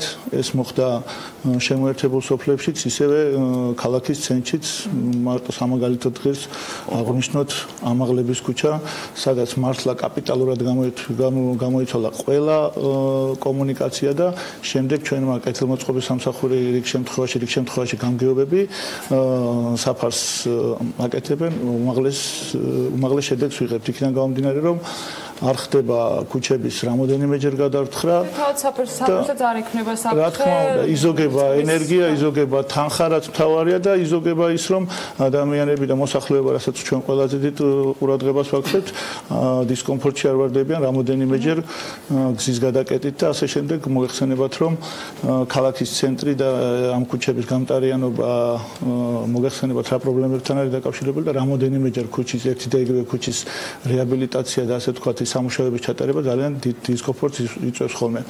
ამ შემთხვევაში მადლობის მეტი არაფერი არ შეიძლება ითქვას, მართლაც თანამშრომლობა ამით ძალიან დიდი იმედი მაქვს, რომ მომავალშიც გაგრძელდება. იქიდან გამომდინარე, აი თუნდაც ავიღოთ ახლა კონკრეტული შემთხვევა, სადაც კოტე აფხაზის ქუჩაზე მიმდინარეობს ძალიან სერიოზული სამუშაოები. ჩემი თხოვნა იქნება და მე ბატონ მამუკა სანამ ეთერში შემოვიდოდით თხოვე, რომ ადგილობრივი მოსახლეობის თხოვნა არის, რომ ეს სამუშაოები გათვალისწინებული იყოს შემდგომში მოსახლეობისთვის, რომლებიც აბონირებული არ არიან. მოგეხსენებათ, ეს რეგიონი თავისი მასშტაბები ძალიან მალე ვითარდება და თუ გათვალისწინებული იქნება იმ სადენების გამტარიანობა და ასე შემდეგ, რომელიც შემდგომში დაემატება, წინასწარ უნდა იყოს განსაზღვრული, მე აქ განცხადებებიც ამაქვს წამოღებული, რომელიც ადამიანები, რომლებიც უკვე ასე თქვა დასახლებას აპირებენ, იქ წინასწარ თხოვენ კომპანიას, რომ ასე თქვა გაითვალისწინონ ეს მეც საკომპანიისთვისაც, თქვენთვისაც და თავად აბონენტებისთვისაც მისაღები ფორმა იქნება ალბათ იმისათვის, მეც ჩემ მოსახლეობას დავაპირდი, რომ უშუალმდგომლობდი, გარდა იმისა, რომ ჩვენ გვაქვს ასე თქვათ ურთიერთობა თვითონ საქმიანი პირადი ურთიერთობაც გვაქვს და ძალიან დიდი იმედი მაქვს, რომ აი ამაში გაითვალისწინებს ბატონი გიორგის და კომპანიაც აი ამ თხოვნას. და ხო რა ხდება ჩუღურეთის რაიონში? რა ვითარება, როდის სრულდება იქ სამუშაოები, უკვე სრულად როდის იქნება ამოწურული და ამ შემთხვევაში როგორ მიდის თქვენთან გეგმა? ნორმალურად მოგესალმები, დიდი მადლობა მოწვევისათვის, მივესალმები თქვენს ტელემაყურებლებს. ალბათ ჩუღურეთის რაიონი გინესის რეკორდების წიგნშია შესატანი იმ აზრით, რომ პრაქტიკულად არ არსებობს ინფრასტრუქტურული პრობლემა, რომელიც ქალაქს შეიძლება ახასიათებდეს და კონდეს და არ იყოს წარმოდგენილი ჩუღურეთის რაიონში, რომელიც ჩვენ მემკვიდრეობით გვერგო. ეს თორგაი ამბავი არ არის. შესაბამისად, მთელი რაიონი გადაქცეული გვაქვს ერთით სამშენებლო პოლიგონად, წელს განზრახული გვაქვს არანაკლებ 40 ქუჩის ასფალტის საფარის შეცვლა, ამაში არ შედის ქვაფენილი, ამაში არ შედის ახალ შემოერთებულ რაიონებში, ვერტუბანში სამუშაოები. ამ სამუშაოებზე უნდა დაიხარჯოს 3.350.000 ლარი. გვიწევს ისეთ ქუჩებზე დაგება ასფალტის, რომელზეც მოსახლეობა გვეუბნება, რომ უკანასკნელი 50 წლის განმავლობაში, 60 წლის განმავლობაში, მე მგონი ერთმა ტელემაყურებელმა ახლა გითხრა კიდეც, არ დაგებულა, არ გამოცულა ასფალტის საფარი. ამ პროექტებს შორის რასაკვირველია, გამორჩეულია ჩუბინაშვილის ქუჩა და სწორედ ამ ქუჩასთან დაკავშირებით მინდა აღვნიშნო ის დამსახურება, რომელიც მიუძღვის ჩვენი რაიონის მოსახლეობის წინაშე Georgian Water and Powers. პრაქტიკულად არც ერთ ქუჩას ჩვენ არ ვიწყებთ ისე თუ მათთან კოორდინაციაში არ მოვედით და მათთან არ შევთანხმდით. ახლა ჩუბინაშვილის ქუჩა გამომდინარე იქიდან რომ ცოტა მოცულობითია, მარტო ასფალტის საფარი საგზაო 7000 კვადრატული მეტრია პლუს ტროტუარები და ეზოში შესასვლელები 3500 კვადრატული მეტრი 450.000 ლარზე მეტი დაიხარჯება ამ ქუჩის რეაბილიტაციისათვის, უფრო ზუსტი თანხის თქმა ამ ეტაპისათვის შეუძლებელია, იმიტომ რომ პროექტი ცოცხალი ორგანიზმია მოგეხსენება და გზადაგზა იხვეწება. დავყავით სამ ნაწილად, დასაწყისიდან, ანუ კიტაბაშიძიდან კლდიაშვილის ქუჩაზე პირველი ეტაპი, კლდიაშვილიდან კონსტიტუციის ქუჩამდე მეორე ეტაპი, ამ კვარტალში დასრულდება და მესამე იქით ეს დაყოფა იმიტომ იყო საჭირო, რომ პირველ ეტაპზე GVP შევიდა პირველ მონაკვეთში, გამოცვალა თავისი ასე ვთქვათ მეურნეობა განაახლა, შემდეგ ის გადავიდა მეორე ეტაპზე, ჩვენ პირველ ეტაპზე გამოცვალთ ასფალტის საფარი. ახლა ვართ იმ ეტაპზე, რომ GVP მუშაობს მესამე მონაკვეთზე, ჩვენ მეორეზე ვაგებთ ასფალტს. ამით მხოლოდ იგებს ჩუღურეთის მოსახლეობა, იგებს პროექტის განხორციელების ვადები და კიდევ ერთხელ გასაკუთრებით დიდი მადლობა მინდა გადავხადო Georgian Water and Powers. გრაგველის ჩვენ კიდევ გულისხმობ რა ლოკაციები გეგმება უახლოეს მომავალში, თუ ამ კონკრეტულ გეოგრაფიაზე არა გვაქვს არაფერი დასამატებელი ბრძანეთ. ფაქტიურად კონვეიერული სისტემა გაწყობილი, როგორც ბატონმა ავთანდილმა ახსენა, მე დავამატებ გიორგი იმას, რომ ჩვენ წელს როგორც იცით, ანუ იმ აქსელერაციის პროგრამით, რომელიც აღნიშნე მე აქ ეთერში ერთხელ თქვენთან ყოფნისას ჩვენ ვაპირებთ, რომ წელს 2017 წელი იყოს გარდამტეხი წელი ამ კომპანიის განვითარებისთვის და ინვესტიციების კუთხითაც. უამრავი საქმე არის დაგეგმილი, არა მარტო ეს მილების გამოცვლა და ქუჩების რეაბილიტაცია, ისეთი საქმიანობა, რომელიც არ ჩანს, რომელიც თქვა შეიძლება თვალით ადამიანმა ვერ დაინახოს, მაგრამ ეს არის ინფრასტრუქტურული ელემენტები, რომლებსაც კომპანია ნერგავს და ახალ ტექნოლოგიების სახით, ანუ უნდა რომ განახორციელოს და დანერგოს ჩვენს ქსელზე და ჩვენს ასე ვთქვათ ინფრასტრუქტურაზე. მინდა აღვნიშნო თქვენ იცით კიდევაც ჩვენი პარტნიორები იყავით, ჩვენ წინა კვირას კონფერენცია ჩავატარეთ საერთაშორისო დონის, იყო მოწვეული უამრავი სტუმარი დაახლოებით 30 უცხოელი სტუმარი და პარტნიორი იყო ჩამოსული. ეს არის უდიდესი და უმსხვილესი კომპანიები, როგორც არის AVK, როგორც არის Newsy, როგორც არის Kamstrumpi, ესეთი უდიდესი კომპანიები იყო ჩამოსული ჩვენს კონფერენციაზე და წარმოიდგინეთ თქვენ, რომ ჩვენი გამოცდილების გასაზიარებლად იყო უამრავი ქვეყნიდან ჩამოსული ხალხი. ეს არის პოსტსაბჭოთა სივრციდან ძირითადად, მაგალითად ყაზახეთიდან იყვნენ, რუსეთიდან, უკრაინიდან, ბელარუსიდან და ეს ქვეყნებიდანაც, რომელსაც აინტერესებდა თუ რა ტიპის სიახლეები გვაქვს დანერგილი ჩვენს კომპანიაში. ეს არის უდიდესი წინსვლა ამ კომპანიის განვითარებაში, იმიტომ ჩვენ დავნერგეთ ასევე ჰიდრომოდელირების უნიკალური სისტემა და ასევე ვნერგავთ SCADA სისტემას, რომელიც პრაქტიკულად ანალოგი არ აყავს საქართველოში და ამიერკავკასიაში და მინდა ვთქვა, რომ აი ამის გასაცნობათად ძალიან ბევრი ესეთი კარგი სიახლეები გვაქვს და დაინტერესებათ. და მომავალშიც რომელსაც გავაზიარებთ აუცილებლად. ცხადია, როცა GVP მოდის სტუდიაში, საქმიანი დილის სტუდიაში არ წყდება შემდგომ უკვე მოწერილობები. ერთი კითხვაც და მამუკას ამ შემთხვევაში სტუმრებთან ერთად, რომელსაც მადლობას ვუხდი მობრძანებისთვის, მაგრამ GVP-ის და რეაბილიტაციის ტემპებიდან გამომდინარე, მე იმედს დავიტოვებ, რომ ეს არ არის ჩვენი ბოლო შეხვედრა ამ სტუდიაში ან მინიმუმ პირდაპირ ჩართვებით. სოციალურ ქსელში წყნეთის კაკლებიდან მამუკა გვწერენ, გრაფიკი როდის მოიხსნება, იქ ეს ერთ-ერთი თემა იყო, რომელიც მუდმივად არის კიდე სხვა მოწერილობები, რომელიც ასევე შეგვიძლია სამუშაო რეჟიმში გადმოგცეთ, მაგრამ რომელზეც ასევე იქნება პასუხი მომავალში გასაცემი. მოდით გავაკეთებ კომენტარს, რომ ჩვენ გრაფიკით ჩვენ აბონენტთან არავისთან არ ვარ. ესეთი მცნება უკვე кайხანი არ არსებობს. გრაფიკის თემა მოხსნილია. გრაფიკის თემა არ არსებობს. თუ არის ჩვენი აბონენტი, მას აქვს 24 საათიანი წყალმომარაგება. ეს გამორიცხულია. რა თქმა უნდა, თუ არ ხდება რაიმე რეაბილიტაცია, ან რაიმე დაზიანება. იქ დაშვებადია, რომ სხვისი აბონენტი იყოს, ან არის ჩვენი აბონენტი, თუ ჩვენს ასე ვთქვათ არეალში იმყოფება, ან არ არის ჩვენი აბონენტი. ასე რომ თუ დაუშვათ არ არის აბონენტი, იქ არის ხოლმე ზოგჯერ როდესაც გარკვეულ აბონენტებს აქვთ ხოლმე შეიძლება ის ან კუსტარულად ან შეიძლება რეაბილიტაცია უბრალოდ მანდაც საჭირო. ანუ ეს მოსაკვე კონკრეტული შემთხვევაა. ახალი დასახლება. კი, მაგრამ სიტყვა გრაფიკი ჩემი ასე ვთქვათ თხოვნა არის, ჩვენი მიღწევა არის ეს ასე ვთქვათ, რომ არ არსებობს უკვე ბოლო 2 წელია და ჩვენ ზედა ზონებზე დამეთანხმება ბატონი გელა, რომ არ ვიცი მე საბჭოთა პერიოდშიც კი ვერ შეძლეს იმ წინა მთავრობებმა 24 საათიანი კი არა გრაფიკით მიეწოდებოდა თაწმინდის და ზედა ზონის რაიონებს, ანუ კოჯორიკი, ტაბახმელას და ასე შემდეგ 4 დღეში ერთხელ, 5 დღეში ერთხელ ქონდათ წყალი, ისიც როგორი წყალი იყო, არავინ არ იცოდა. ამიტომ ჩვენ სიამაყით შეგვიძლია აღვნიშნოთ, რომ ჩვენ დღეს ჩვენ აბონენტებს ვაწვდით 24 საათი ნებისმიერ ადგილას, სადაც კი ისინი არიან. მადლობა მამუკა გიგალიშვილს GVP-ის თემაზე საკმაოდ საინტერესო სტუმრობა გქონდა, რომელსაც მომავალშიც გავაგრძელებთ. ჩაფუტით თუ ჩაფუტის გარეშე.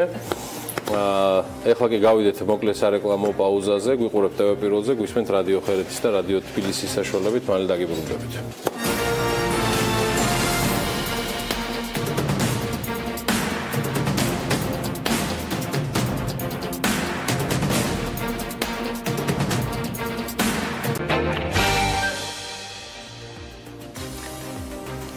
საბერძნეთში არალეგალურად მცხოვრებ საქართველოს მოქალაქეთა ლეგალიზაციის ხელშესაწყობად ქართული და ბერძნული მხარე კოორდინირებულად მუშაობაზე შეთანხმდა, მათ შორის მარტის ბოლოს იმიგრაციის შესახებ კანონში შეტანილი ცვლილებების საფუძველზე ქართველ არალეგალებს საბერძნეთში საცხოვრებელი ადგილის დაკანონება გაუმარტივდებათ. საბერძნეთის ხელისუფლებამ გადაწყვიტა, რომ დოკუმენტების სია გაეზარდა, რომლის თანახმადაც მესამე ქვეყნის მოქალაქეებს, მათ შორის საქართველოს მოქალაქეებიც იგულისხმებიან ბინადრობის მოწმობის მიღების შესაძლებლობა ექნებათ. ჩვენ ახლა გვაქვს საშუალება, რომ იოსებ ნანებაშვილს გავესაუბროთ საქართველოს ელჩი საბერძნეთში გვერდობა პირდაპირ ეთერში. მოგესალმებით ბატონო იოსებ, მადლობა იმისთვის, რომ ხართ საქმიანი დილის სტუმარი. ბატონო იოსებ, როგორც ვიცი, საკმაოდ ვრცელი სამუშაო პროცესი არის საბერძნეთის ხელისუფლებასთან იმისათვის, რომ საქართველოს მოქალაქეებისთვის პრობლემები არ შეიქმნას. რა ეტაპზე ვართ და რა შეგვიძლია ვთქვათ სწორედ ამ ნაწილთან დაკავშირებით? დილამშვიდობის, ვადლობთ ეს გადაცემაში მოწვევისთვის ამ მნიშვნელოვანი საკითხით დაინტერესებისათვის. თუნებას მომცემთ რამდენიმე სიტყვით შევეხები ზოგადად ქართულ დიასპორასთან ურთიერთობის და თანამშრომლობის რამდენიმე ძირითად ასპექტს და ბოლოს დავამთავრებ ამ ლეგალიზაციის თემას. თუ შეიძლება. პირველივე რაც მინდა გითხრათ, რომ ამ ეტაპზე არ არსებობს ჩვენი დიასპორისათვის მნიშვნელოვანი რომელიმე საკითხი, რომელიც მიმართაც საელჩოს ან მთლიანად საგარეო საქმეთა სამინისტროს არ ქონდეს კარგად გააზრებული მიდგომა და სტრუქტურიზებული გეგმა. რა სჭირდება ჩვენ მოქალაქეებს კონცეპტუალში საბერძნეთის პრაქტიკიდან და გამოცდილებიდან გავალგება. პირველ რიგში სჭირდებათ ოპერატიული მაღალკვალიფიციური საკონსულო მომსახურება კომფორტულ გარემოში. რაც ჩვენ შევქმნით მათი წინადადებებისა და მოთხოვნების შესაბამისად. მინდა გითხრათ, რომ ათენში საკონსულო სამსახური მუშაობს ძალიან დიდი დატვირთვით. იშვიათად არის დღე, როდესაც მიღებაზე 50-60 საქართველოს მოქალაქეზე ნაკლებია. მეორე, რაც ყველაზე მეტად აინტერესებს ჩვენ მოქალაქეებს, ეს არის მათი ინტერესების დაცვა. ჩვენ საქართველოს მოქალაქეების ინტერესებს ვიცავთ ყველგან. აეროპორტში, საავადმყოფოებში, წინასწარ დაკავების დაწესებულებებში, ციხეებში, სასამართლოებზე და მასობრივი თავშეყრის ადგილებში. ბუნებრივია, ეს თავისთავად გულისხმობს იმასაც, რომ საერთაშორისო უნდა ქონდეს მყისიერი რეაგირება იმ ინციდენტებზე, რომელიც საქართველოს მოქალაქეებს უკავშირდება და აქ მადლობა მინდა დამოხატო ჩვენი დიასპორის მიმართ, რომელიც ძალიან ეფექტურად იყენებს საერთაშორისო 24 საათიან ცხელ ხაზს. ბატონო იოსებ, როგორც ვიცი, ასევე სპეციალური დეპარტამენტი შეიქმნა, რომელიც აქტიურად მუშაობს სწორედ ამ მიმართულებით და სტრუქტურიზებამ ამ ყველაფრის რეალურად გაამარტივა საქმე, როგორც საელჩოსთვის და საკონსულოსთვის, ასევე თავად ქართველებისთვის. მივდივარ ამ საკითხამდე, თუ შეიძლება რამოდენიმე ასპექტს კიდევ გამოვყოთ, რომ თქვენ სრული სურათი გქონდეთ რა მასშტაბისა და რა მოცულობის სამუშაოა დასაგები. შემდეგი საკითხი არის დიასპორის ჩართულობა. დიასპორის ჩართულობა ჩვენ უზრუნველყოფთ აბსოლუტურად გამჭვირვალე საქმიანობით. ჩვენ ყოველ კვარტალურ ანგარიშს ვაძლევთ ქართულ დიასპორას, რომელიც არის გათავსებული საელჩოს Facebook-ზე და ვისმენთ მათ რეკომენდაციას და მათ შენიშვნებს. ჩვენ მაქსიმალურად მოვუწოდებთ საქართველოს მოქალაქეებს და ზოგადად დიასპორას თვითორგანიზებისკენ, იმიტომ რომ ძლიერი დიასპორული ორგანიზაციები ერთი მხრივ ჩვენ გვეხმარება რომ ჭრომა გქონდეს მაქსიმალურად დიდი რაოდენობა საქართველოს მოქალაქეებისაც და მეორე მხრივ მათ ჩართულობას აიოლებს ზოგადად საერთაშორისო საქმიანობაში და იმ მოვლენებში, რომელიც ჩვენი ქვეყნის განვითარებას უკავშირდება. ამ კუთხით ჩვენ პირველი მოწოდება გავაკეთეთ თემატური ჯგუფების შექმნის თაობაზე, რომელიც თავდაპირველად დიდი ენთუზიაზმით არ იქნა მიღებული, მაგრამ აი ლეგალიზების საკითხთან რომ მივალ, იქ დაგანახეთ პრაქტიკულ მაგალითზე, რომ ამან კონკრეტული შედეგი გამოიღო. რატო არ იყო შესაბამისი ენთუზიაზმით მიღებული, რა ამ შექმნა პრობლემა, რომ კომუნიკაციის ნაკლებობა იყო თუ რატო არ იყო ენთუზიაზმით მიღებული? იცით რა არის, ერთ-ერთი ჩვენი მთავარი ამოცანა, რომ ის ინტელექტუალური პოტენციალი, რომელიც არსებობს დიასპორაში, მაქსიმალურად იყოს გამოყენებული. კი ბატონო. ამიტომაც ჩვენ მოვუწოდეთ ქართულ დიასპორას, რომ დარეგისტრირდნენ პროფესიული ნიშნით, რომ საერთოდ ჰქონდეს საჭიროების შემთხვევაში საკითხის თავისებურებიდან გამომდინარე შესაძლებლობა, რომ იმ კონკრეტული პროფესიის ადამიანებზე ჰქონდეს თქმა და ისინი ჩართოს როგორც ჯგუფი ამა თუ იმ საკითხის განხილვაში. ერთ ასპექტს კიდევ ვიტყვი, სანამ ლეგალიზებაზე გადავალ, ეს არის ჩვენ დიასპორას მუდმივად აქვს მიმდინარე საკითხები. ამ ეტაპზე ის, რაც დღის წესრიგი ჩვენ დიასპორამ დაგვისახა, აბსოლუტურად ყველა მნიშვნელოვანი საკითხი ჩვენ ამ ეტაპისთვის მოგვარებულია. რამოდენიმე შეგახსენებთ. 2007 წლის მერე საბერძნეთი არ იყო ეგრეთ წოდებული აპოსტილის კონვენციის წევრი, რაც ძალიან დიდ ბიუროკრატიულ და ფინანსურ პრობლემას უქმნიდა ჩვენ დიასპორას საბუთების ლეგალიზების კუთხით. 2016 წლის 1 იანვრიდან ეს საკითხი მოხსნილია. 5 საფეხურიანი ბიუროკრატიული ესე იგი გზა არის გაუქმებული, რომ ნებისმიერი დოკუმენტი მიეღო საბერძნეთში წარსადგენად საქართველოს მოქალაქეს და ამ გზით რამოდენიმე მილიონი ევრო ეძროდება ჩვენ დიასპორულ ორგანიზაციას. გადასვენების საკითხი 2016 წლის 1 აპრილიდან სრული პასუხისმგებლობით ვაცხადებ, რომ საქართველოს არც ერთი გარდაცვლილი მოქალაქე სამშობლოში გადასვენებაზე პრობლემა არ შექმნა, არც ადმინისტრაციული და არც ფინანსური. ეს მთლიანად სახელმწიფომ აიღო თავის თავზე და ჩვენ უზრუნველყოფთ ძალიან ამ პროცესის ძალიან უკანონო წარმართავს. ქართული ენის შეტანა საბერძნეთის საჯარო სკოლებში ერთ-ერთი ყველაზე გრძნობიერი საკითხი იყო, რომელიც ასევე გადაიჭრა. ეს იყო ძალიან მნიშვნელოვანი ჩვენ დიასპორისათვის იდენტობის შენარჩუნებისათვის. და ბევრი არის ეს დეტალი, კი, დარწმუნებული ვარ და მეც უამრავი კითხვა დამჩა და ამიტომ მანამდე მინდა რომ ძალიან მოკლედ რეზუმირებისკენ ლეგალიზების თემა შევეხოთ თუ შეიძლება. მივდივარ ლეგალიზების ეს არის ძირითადი ცენტრალური თემა, რომელიც არის ჩვენი თანამედროვე ქალაქებისათვის აქ ყოფნის დისკომფორტის მთავარი წყარო. კარგად მოგესალმებით. არალეგალურად არ უკანონოდ ყოფილი მოქალაქე მოკლებული არის. სოციალური ასე ვთქვათ ზომებს, რომელიც მის მიმართ შეიძლება იყოს მოკლებულია საბანკო ანგარიშებს, მოკლებულია ჯანდაცვას, და ასე შემდეგ.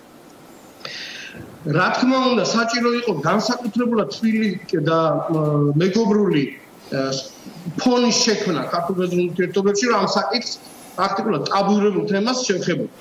ეს ესე მოხდა. მიმდინარე წელს საბერძნეთის პოლიტიკურ ხელმძღვანელობასთან მიგრაციის პოლიტიკის მინისტრთან ჩვენ შევთანხმდით ამ საკითხის ნაბიჯ გადაწყვეტაზე.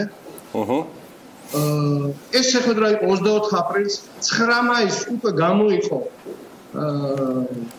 კონკრეტული პასუხისმგებელი პირი ამ სამინისტროში, რომელიც საერთაშორისო იმუშავებს ამ საკითხზე. დარგობრივ თემატურ ჯგუფს რომელსაც შევეხე 16 მაისს საელჩო მართავს პირველი ესეთი თემატური ჯგუფის შეხვედრას, რომელშიც ჩაერთვებიან ათენში მოქმედი ქართველი იურისტები, რომელთაც აქვს პრაქტიკული გამოცდილება საბერძნეთის კანონმდებლობასთან მუშაობას. ორი მიზნით იკრიბება ეს ჯგუფი. ერთი მიზანი არის, რომ საიმიგრაციო კანონში შესული ცვლილებები, რომელიც უმარტივებს საქართველოს მოქალაქეებს ლეგალიზაციის დაკანონებას, ამ საკანონმდებლო დებულებების თავმოყრა გასაგებ ენაზე ინტერპრეტაცია და მერე უკვე საერთო სამოცანა რომ ეს ბერძნულ მხარესთან გადაამოწმოს და შეათანხმოს, რომ ცხოვრებაში რეალურად ეს კანონები ამა და ამ სახით მუშაობს და არა სხვა სახით, იმიტომ რომ საბერძნეთის კანონმდებლობის ინტერპრეტაციას სხვადასხვანაირად ახდენს. ბატონო, ძალიან ცოტა დრო გვაქვს და მინდა რომ სულ რამდენიმე წამში ჩაატიოთ ის მთავარი სათქმელი, რომელიც დაახლოებით როგორც ვიცი 150-დან 220.000-მდე ქართული ემიგრანტი საბერძნეთში არის ამ დროისათვის. ეტყოდით სწორედ ამ შეხვედრასთან დაკავშირებით სამწუხაროდ ჩვენ დრო იწურება და მინდა რომ ძალიან მოკლედ მთავარი გზავნილი უთხრათ მათ. მე მივხვები გეგმას, მე მოგახსენებთ გეგმას.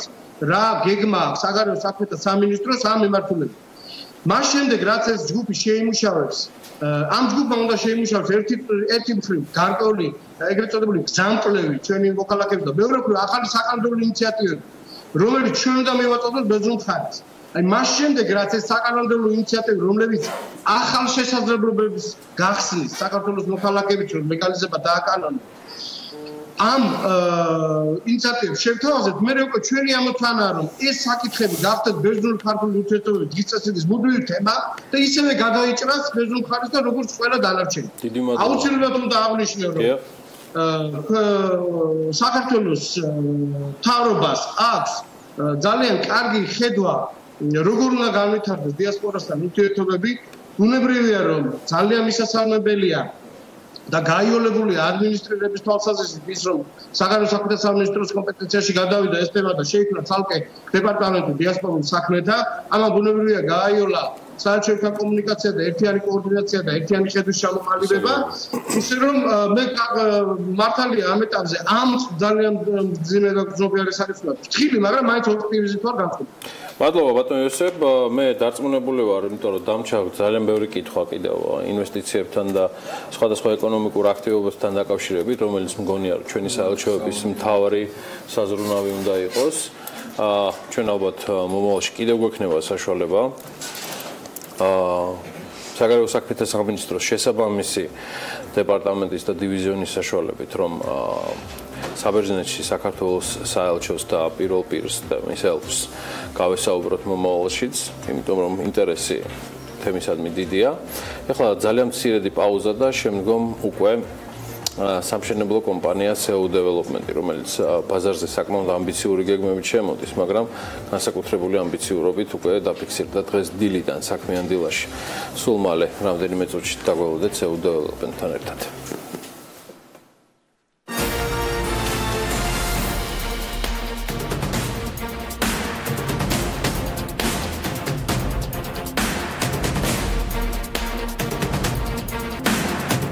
რეკლამის შემდეგ ყველაზე საინტერესო რუბრიკით ერთ-ერთი, რომელიც მე ძალიან მიყვარს, დეველოპერული რუბრიკით ვაგრძელებთ საქმიანი დილას. სამშენებლო კომპანია Cell Development-ი ბაზარზე ამბიციური გეგმებით შემოდის და კომპანიამ პირველი საცხოვრებელი კომპლექსის მშენებლობა თითქმის უკვე დაასრულა კიდეც. პარალელურად კი სხვა მრავალი ახალი პროექტის განხორციელება იგეგმება, ამების შესახებაც ვისაუბრებთ.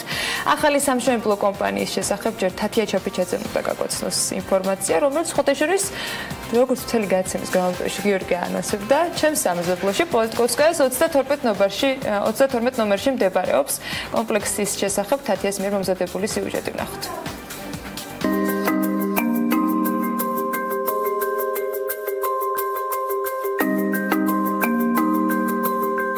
კომპლექსი მწვანე ეზოსეუ დეველოპმენტის მიერ აშენებული პირველი საცხოვრებელია, რომელიც უძრავი ქონების შეძენის მსურველებს პოლიტკოვსკაიას 32 ნომერში ეკოლოგიურად სუფთა, უსაფრთხო და კომფორტულ გარემოს თავაზობს. 19 სართულიანი კომპლექსის 14 სართულზე კარკასული მშენებლობა უკვე დასკვნით ეტაპზეა. წლის ბოლოს კი ბინები მესაკუთრეებს მწვანე კარკასის მდგომარეობით ჩაბარდებათ.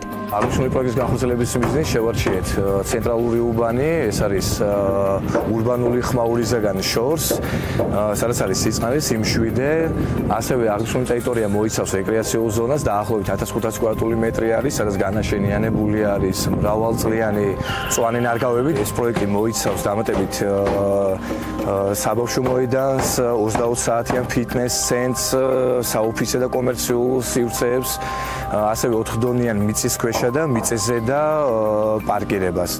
ეკოლოგიურად სუფთა გარემოს გარდა კომპანიას მთავარ უპირატესობას ენერგოეფექტური სამშენებლო მასალა წარმოადგენს. მშენებლობა ავსტრიული წარმოების დოკას ბრენდის საყალიბე მასალით ხორციელდება. ფასადების მოსაწყობად კი ბელგიური საფასადე მასალა გამოიყენება. კომპლექსში ასევე დამონტაჟდება ოტისის ბრენდის 2 ლიფტი. შენობაში საცხოვრებელი სართულების 2 დონია, მე-16 და მე-18, მე-17 და მე-19 სართულებზე კი ტერასული ბაღების მოწყობა იგეგმება. პროექტის ჯამური საინვესტიციო ღირებულება 8 მილიონი ამერიკული დოლარია. აღსანიშნავია, რომ მშენებლობა სრულიად დაფინანსებულია საწყის ეტაპზევე, რაც იმის გარანტიაა, რომ პროექტის განხორციელება დაგეგმილ ვადაში შეუფერხებლად დასრულდება. ამ მომენტში გვაქვს აქციები და საკმაოდ კარგი ფასები გამოდის. ჯერ შევარჩიეთ ბინა და მე გეტყვით დაგიანგარიშებთ ყველაფერს დეტალურად. კომპანიის კიდევ ერთი მთავარი უპირატესობაა გადახდის მოქნილი პირობები. პირველადი შენატანი მხოლოდ $1000. მოქმედებს როგორც უპროცენტო შიდა განვადება, ასევე გრძელვადიანი განვადება პარტნიორი ბანკების დახმარებით. გარდა ამისა, გაყიდვების დაწყებასთან დაკავშირებით 20 მაისამდე კომპანიაში სპეციალური აქცია მიმდინარეობს, რომლის თანახმადაც კვადრატული შეძენა სტანდარტულ ფასზე $15-დან $50 ნაკლებად არის შესაძლებელი. გადაწყვეტილების მიღების უმთავრესი მიზეზი იყო ადგილმდებარეობა. მოგეხსენებათ, პოლიტკოვსკაიას ქუჩა ბოლო წლების განმავლობაში ყალიბდება კომფორტულ დასახლებად. ამასთანავე ძალიან მნიშვნელოვანი გავლენა იქონია ჩვენს გადაწყვეტილებაზე იმ პირობებმა, რომელიც შემოგთავაზა კომპანიამ. გარდა ამისა, ჩემთვის ძალიან მნიშვნელოვანი და გადამწყვეტი იყო კომპანიის იმიჯი და მშენებლობის ხარისხი. ამ კრიტერიუმის მიხედვით ეს კომპანია ნამდვილად აკმაყოფილებს ჩვენს მოთხოვნებს და ვიცით, რომ სამშენებლო ბაზარზე არის ძალიან დიდი არჩევანი, მაგრამ ვთვლი, რომ ხარისხის კუთხით, იმიჯის კუთხით საუკეთესო გუნდი არის შეკრებილი. კომპანია სამომავლო თბილისის სხვადასხვა უბნებში სამშენებლო მიმართულების კიდევ უფრო გაფართოებას გეგმავს. უახლოეს მომავალში იგეგმება 3 საცხოვრებელი კომპლექსის აშენება პოლიტკოვსკაიას ქუჩაზე, ასევე პრემიუმ კლასის საცხოვრებელი კომპლექსის აშენება ძველი თბილისის უბანში, რომლის საინვესტიციო ღირებულება 26 მილიონი ამერიკული დოლარია. გარდა იმისა, რაც ახლა ვნახეთ და გავიცანით, ვფიქრობთ, რომ მიმდებარე ტერიტორიაზე დამატებით 2800 კვადრატული მეტრი მიწის სამკუთხედი შევიძინეთ და ვფიქრობთ, გავანაშენიანოთ და დამატებით სასხობებელი კორპუსები ავაშენოთ, ესე ვთქვათ. დაახლოებით აღნიშნული ინვესტიციისთვის განსაზღვრული გვაქვს 4 მილიონი ამერიკული დოლარი. გარდა ამისა, ვფიქრობთ, ძველი თბილისის ტერიტორიაზე საკმაოდ პრემიუმ ხაზის, ესე ვიტყოდი, კომპლექსის მშენებლობას იქნება ჩვენი კომპანიის ერთ-ერთი, ესე ვთქვათ, ამბიციური განაცხადით. Cell Development-ი საქართველოს დეველოპერულ ბაზარზე 2013 წლიდან შემოვიდა.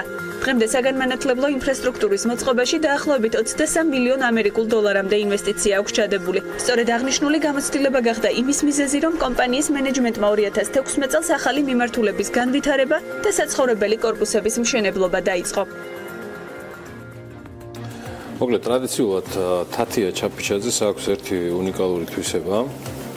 სხვათა შორის ისევე როგორც ბიზნეს მედია საქართველოს გუნდის სხვა წარმომადგენლებს, რომ ისე ამოწურავს ყველაფერს სიუჟეტში, რომ იცი რა წინასწარ რომ სტუმრები ყავს თემაზე სასაუბროთ, მე გული გწყდება. მე არ გწყდება გული, იმიტომ რომ ხედავ რომ პროდუქტი უნაკლოსთან მიახლოებული იყო სიუჟეტის სახით.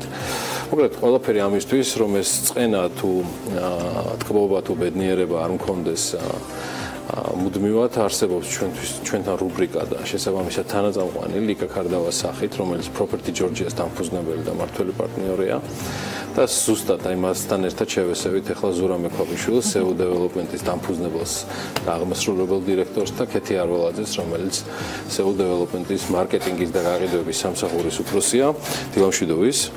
დიდი მადლობა რომ ხართ ჩვენთან ერთად, ვიდრე მობრძანდით, მე ანა ლაპიაშვილს ისიც კი გავუზიარე, რომ ხოსორად მახსოვს მიხეილ ჯიქიას სახელობის თუ ვლადიმერ ჯიქიას სახელობის ქუჩა იყო მანამდე, ვიდრე 2009 წელს მას გადაერქმეოდა ანა პოლიტკოვსკაიას სახელი გახდებოდა. მართლაც საკმაოდ სერიოზულად იზრდება უბანი. შეიძლება რაღაცა გარკვეული ჩაკითხვები მქონდეს, თუმცა გაბატონ ლიკა დიდი მადლობა მივესალმები მაყურებელს. ვუსურვებ ისევ და ისევ ჩვენ სლოგანები იქცა წარმატებულ ინვესტიციას უძრავ ქონებაში. ნამდვილად კომპლიმენტი ჩვენს ჟურნალისტს, რომელმაც ამომწურავად გააშუქა SEO Development-ის ახალი შესანიშნავი პროექტი და განსაკუთრებით ხაზგასმით მინდა აღნიშნო ის უპირატესობა, რაც ამ პროექტს გააჩნია, ანუ ურბანული ხმაურის განმუშორებით არის ეკოლოგიურ სუფთა გარემოში და მისი მთავარი, ასე ვთქვათ, მოწოდება ის, რომ ხარისხი მშენებლობაა და ასე ვთქვათ საიმედო კომპანია. ზურა, ძალიან დიდი მადლობა, ქეთი, დიდი მადლობა სტუმრობისთვის. როგორც სიუჟეტშიც აღინიშნა, თქვენ 2013 წლიდან ხართ უძრავი ქონების ბაზარზე წარმოდგენილები. ეს არის თქვენი პირველი პროექტი SEO Development-ის საფურთალოზე. რამ განაპირობა აი ამ მიმართულებით თქვენი ინტერესი საცხოვრებელი უძრავი ქონების მიმართულებით? მანამდე თქვენ საგანმანათლებლო ინფრასტრუქტურაში, სფეროში მოღვაწეობთ, საკმაოდ დიდი ინვესტიცია ჩადეთ. რა იყო მთავარი ინტერესი ეფუძნებოდა თუ არა კვლევას თქვენი ეს გადაწყვეტილება და ეს ნაბიჯი? მოგესალმებით, მივესალმებით ტელემაყურებელს. ასევე დიდი მადლობა მინდა გითხრათ სტუდიაში მოწვევისთვის. როგორც აღნიშნეთ, SEO Development-ის ბაზარზე 2013 წლიდან არის წარმოდგენილი და დღემდე საინვესტიციო პროექტების განხორციელების პერიოდში საკმაოდ დიდი გამოცდილება მივიღეთ სამშენებლო მიმართულებით. შესაბამისად აღნიშნულმა გამოცდილებამ და კომპანიის მენეჯმენტის ცოდნამ განაპირობა 2016 წელს სამშენებლო მიმართულებით ბიზნესში აქტიურად შესვლას და შესაბამისად მივიღეთ გადაწყვეტილება და გამგევითარებინა ორ საცხოვრებელი. მაინტერესებს ძალიან. თავიდანვე გქონდათ ეს მისწრაფება, იდო, ეს ყველაფერი. ეხლა ვიცი თქვენი გეგმები. იმიტომ რომ ვიცი რომ ძალიან ამბიციურია და ბაზარზე საკმაოდ სერიოზული განაცხადით შემოდის SEO Development-ი, მაგრამ 2013-მდე თუ იყო ესეთივე ამბიცია ან ამ ხარეს ეს პარტნიორებს შორის. სიმართლე გითხრათ, ნამდვილად არ გვიფიქრია არასოდეს, გამომდინარე იქიდან რომ ანუ ჩვენი ბიზნესი უკვე წარმატებული იყო და ანუ არ იყო ის სათხის წესრიგში არიდგა რაღაც სხვა მიმართულებით წავსულიყავით. შესაბამისად, ანუ როგორც აღნიშნე, მიღებულმა გამოცდილებამ განაპირობა 2016 წლიდან უკვე საცხოვრებელი კომპლექსების მშენებლობა. ასევე კომპანია გეგმავს დროის უმოკლეს პერიოდში დედაქალაქის მეტი უბანი მოიცვას და განავითაროთ ყველა არსებული ერთი სტანდარტი არ იქნება განსხვავებული რა თქმა უნდა მოხმარებელზე მორგებული უბრალოდ ყოვლისა. ასევე მინდა აღვნიშნო, რომ ძალიან მალე ძველი თბილისის უბანში მაცხოვრებლებს შევთავაზებთ საკმაოდ პრემიუმ ხაზის მშენებლობას, საცხოვრებელ კომპლექსს. მაგარ ადგილას ზუბალაში. აღნიშნული პროექტი. არა, მე მქონდა შემონახული. მე შემიძლია ვთქვა, რომ მიუხედავად ჩვენ შორის ჩამოყალიბებული ძალიან მაგარი პარტნიორობისა, გულისხმობ ჩვენს და SEO Development-ს. აქ ხდება საოცრება. ეს მე მგონი რა მისტიკა, ან ზევით ხდება რაღაცა ან ქვევით. სამი ძირითადი წამყვანიდან ორს პირდაპირ, ესე იგი მშენებარე, არსებული მშენებარე და ყველაზე ერთ-ერთი დაგეგმილი პროექტიდან, რომელიც SEO Development-ის პორტფოლიოშია, და ზუბალაშვილებზე ხდება, ეს უკვე შოთა დიღმელაშვილის მიმართულებით. პოლიტიკოსკაიაზე რაც ხდება, ეს არის ანა ლაპიაშვილის მიმართულებით. მე მშვიდად ვარ ჯერჯერობით ვერაზე დაველოდები და ძალიან კმაყოფილდები ზორეთის პირველ ნომერში SEO development-თან პარტნიორობას და ესე რომ იზრდება ეს ყველაფერი თქვენ დადგმით დანარჩენით. ზურა ქეთისთან გადავინაცვლებ. ქეთი საბურთალო საკმაოდ კონცენტრირებულია და გაჯერებულია კონკურენციის თვალსაზრისით. ჩვენ როდესაც ვსაუბრობთ გასულ რუბრიკებში ვსაუბრობთ სტატისტიკაზე, იგივე გაყიდვების ტენდენციებზე, ძალიან დიდი რაოდენობა ტრანზაქციების სწორედ აი ამ უბანზე მოდის. რა არის თქვენი უნიკალური შეთავაზება, რასაც მომხმარებელს თავაზობთ და გათვლილი არის თუ არა თქვენი შეთავაზება ქართული დიასპორის წარმომადგენლებზე, რომლებიც უცხოეთში ცხოვრობენ და მათი ინტერესი ძალიან დიდია, ისინი წლების განმავლობაში ქმნიან დანაზოგს იმისთვის, რომ დაუბრუნდნენ ფესვებს თავის ქვეყანას და ეძებენ მათთვის ხელსაყრელ, ასე ვთქვათ, შესაძლებლობებს. ძალიან დიდი მადლობა ამ კითხვისთვის. მივესალმებით ჩვენს მაყურებელს. მინდა ვისარგებლო შემთხვევით და გიორგის გონდ ბიზნეს მედია საქართველოს მიულოცა ცოტა დაგვიანებით 3 წლის იუბილე. დიდი რეიტინგები და ერთგული მაყურებელი. გისურვოთ, რაც შეეხება ლიკა თქვენს კითხვას, როგორც ბატონმა ზურამ აღნიშნა, თვითონ ლოკაცია და პროექტი, რაზეც თქვათ, საუბრობდა თათია სიუჟეტში, გამოირჩევა ძალიან დიდი უპირატესობებით. ეს არის ერთი, რომ რეკრეაციულ ზონაში არის. შესაბამისად გამწვანებული არის 4-ვე სეზონზე. ყავდა სპეციალური ფლორისტი და დეკორატორი, ვინც მუშაობდა ჩვენი ბაღის დაგეგმვაზე. გადახდის პირობები გვაქვს საკმაოდ მოქნილი. ვერგებით ნებისმიერი სტაბილური შემოსავლის მქონე ადამიანს მთავარია საქართველოს ფარგლებს ცხოვრება და დიახ ემიგრანტებისთვის გარკვეულ სოციალურ პასუხისმგებლობას ვგრძნობთ მათთან მიმართებაში, იმიტომ რომ მათი პირველი სურვილი რაც არის, ეს არის დაბრუნება საქართველოში და უძრავი ქონების შეძენა. ის რომ პატივივცეთ მათ შრომას და ეს დაუფასდეთ, ვცდილობთ რომ მაქსიმალურად ისეთი გადახდის პირობები მოვიფიქროთ, რაც მათ ხელს შეუწყობთ იმაში, რომ შეეძინონ ბინა. შეიძლება ეს იყოს ყოველთვიური გადახდა, ეს იყოს კვარტალური გადახდა. ანუ მაქსიმალურად ვცდილობთ რომ ავეწყოთ იმ გადახდის სისტემაზე, რაც თქვათ ქართულ ემიგრანტებს სჭირდებათ, რომ შეეძინონ ბინა და დაგვიბრუნდნენ. ძალიან კარგი. ბანკები რამდენად მოყვებიან აი ამ შეთავაზებაში, საინტერესოა ბანკების მხარდაჭერა როგორია იპოთეკური დაკრედიტების თვალსაზრისით. გეტყვით, პირველადი შენატანი ჩვენთან გახლავთ $1000. ანუ $1000 თუ გაქვთ, უკვე შეგიძლიათ რომ გავაფორმოთ კონტრაქტი და დავიწყოთ ყოველთვიური გადახდები. გარკვეული თანხა 20% იფარება ჩვენს კომპანიაში უპროცენტოდ, ხოლო შემდეგ უკვე პარტნიორი ბანკი მხოლოდ პირადობის მოწმობის საფუძველზე, ანუ ჩვენი თავდებობით და მომხმარებელს არ სჭირდება დამატებითი უძრავი ქონება. საკმაოდ გამარტივებული პროცედურა მომხმარებელს. კი ბატონო, იმიტომ რომ თქვათ იქ დამატებითი საბუთები იქნება თუ ამონაწერები, ეს ყველაფერი მოხსნილი არის.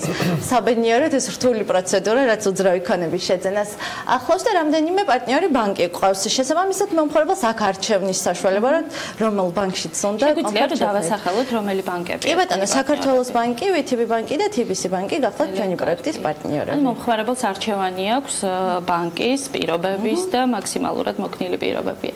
ზურა გიორგიმ დაანონსა თქვენი სამომავლო გეგმები საკმაოდ საინტერესოდ მაინტრიგებლად და იქნებ თქვენც გითხრათ, ანუ როდის იგეგმება სამომავლო პროექტები, რა ბიუჯეტზეა საუბარი და რა მასშტაბებზე. ამბიციური პროექტი როა უკვე გავიგეთ ამის შესახებ. აღნიშნული პროექტი ვფიქრობ, რომ დაახლოებით წელიწად ნახევარში დავიწყებთ. აღნიშნული პროექტის საინვესტიციო ღირებულება დაახლოებით $26 მილიონი არის. და საკმაოდ პრემიუმ ხაზის ესეთი ძლიერი კომპლექსი იქნება. ასევე ამჟამად უბრალოდ მიმდინარეობს მოლაპარაკება ბრენდ სასტუმრო შემოყვანაზე, რომელიც ასევე განთავსდება აღნიშნულ კომპლექსში. ამის სასტუმროების მიმართულებაში შედის თქვენი კომპანია. გიორგი, გეგმები მართლაც რომ ძალიან დიდია, დივერსიფიცირებული პორტფელი, საკმაოდ კარგი სასტარტო ესეთი დასაწყისი, მომხმარებელზე გათვლილი შეთავაზება, ფიქრობ, რომ წარმატება გარანტირებულია. ხომ არ არის შეზღუდვა, ანუ ფართებთან დაკავშირებით, იმიტომ რომ ხშირად ხდება ხოლმე, როდესაც ბინის ყიდვას თქვათ ახალგაზრდა იწყებს, მას არ აქვს საშუალება იყიდოს თქვათ 100 კვადრატული ერთდროულად. ანუ რა ფართები იყიდება თქვენთან, ანუ რამდენად არის საფასო პოლიტიკის დიფერენცირება იმისათვის, რომ ყველანაირი მომხმარებლისთვის იყოს ეს ხელმისაწვდომი. გეტყვით ანთი, ხაი, იცით როგორ არის ძალიან დიდი დრო დაიხარჯა იმაზე, რომ ისეთი გეგმარება შემდგარიყო პროექტის, რომ ხელმისაწვდომი ყოფილიყო ნებისმიერი ბინის შემძენი მსურველისათვის. შესაბამისად, ჩვენთან ბინები იწყება 37 კვადრატიდან, გვაქვს დუპლექსებიც, გვაქვს დიდვერენდიანი ბინებიც, ანუ ნებისმიერი გეგმარებით შეგვიძლია რომ შევთავაზოთ მომხმარებელს 37 კვადრატი, 40 კვადრატი, 60, 120, 200 და ასე შემდეგ. თუ თქვათ მშენებლობისას ფართების გაყიდვიდან გამომდინარე ხდება გადაწყობა შემდეგ თქვათ სართულებზე სახლების. ჩვენ შეგვიძლია რომ მომხმარებლის გემოვნების მიხედვით გადავტიხროთ მისი ბინა. შესაბამისად ის იყიდეს რაღაც კონკრეტულ ფართს და შემდეგ მასთან ერთად ჩვენ რა თქმა უნდა გვაქვს თქვათ ჩვენი სტანდარტული გეგმარება, რომელიც შეგვიძლია მას შევთავაზოთ.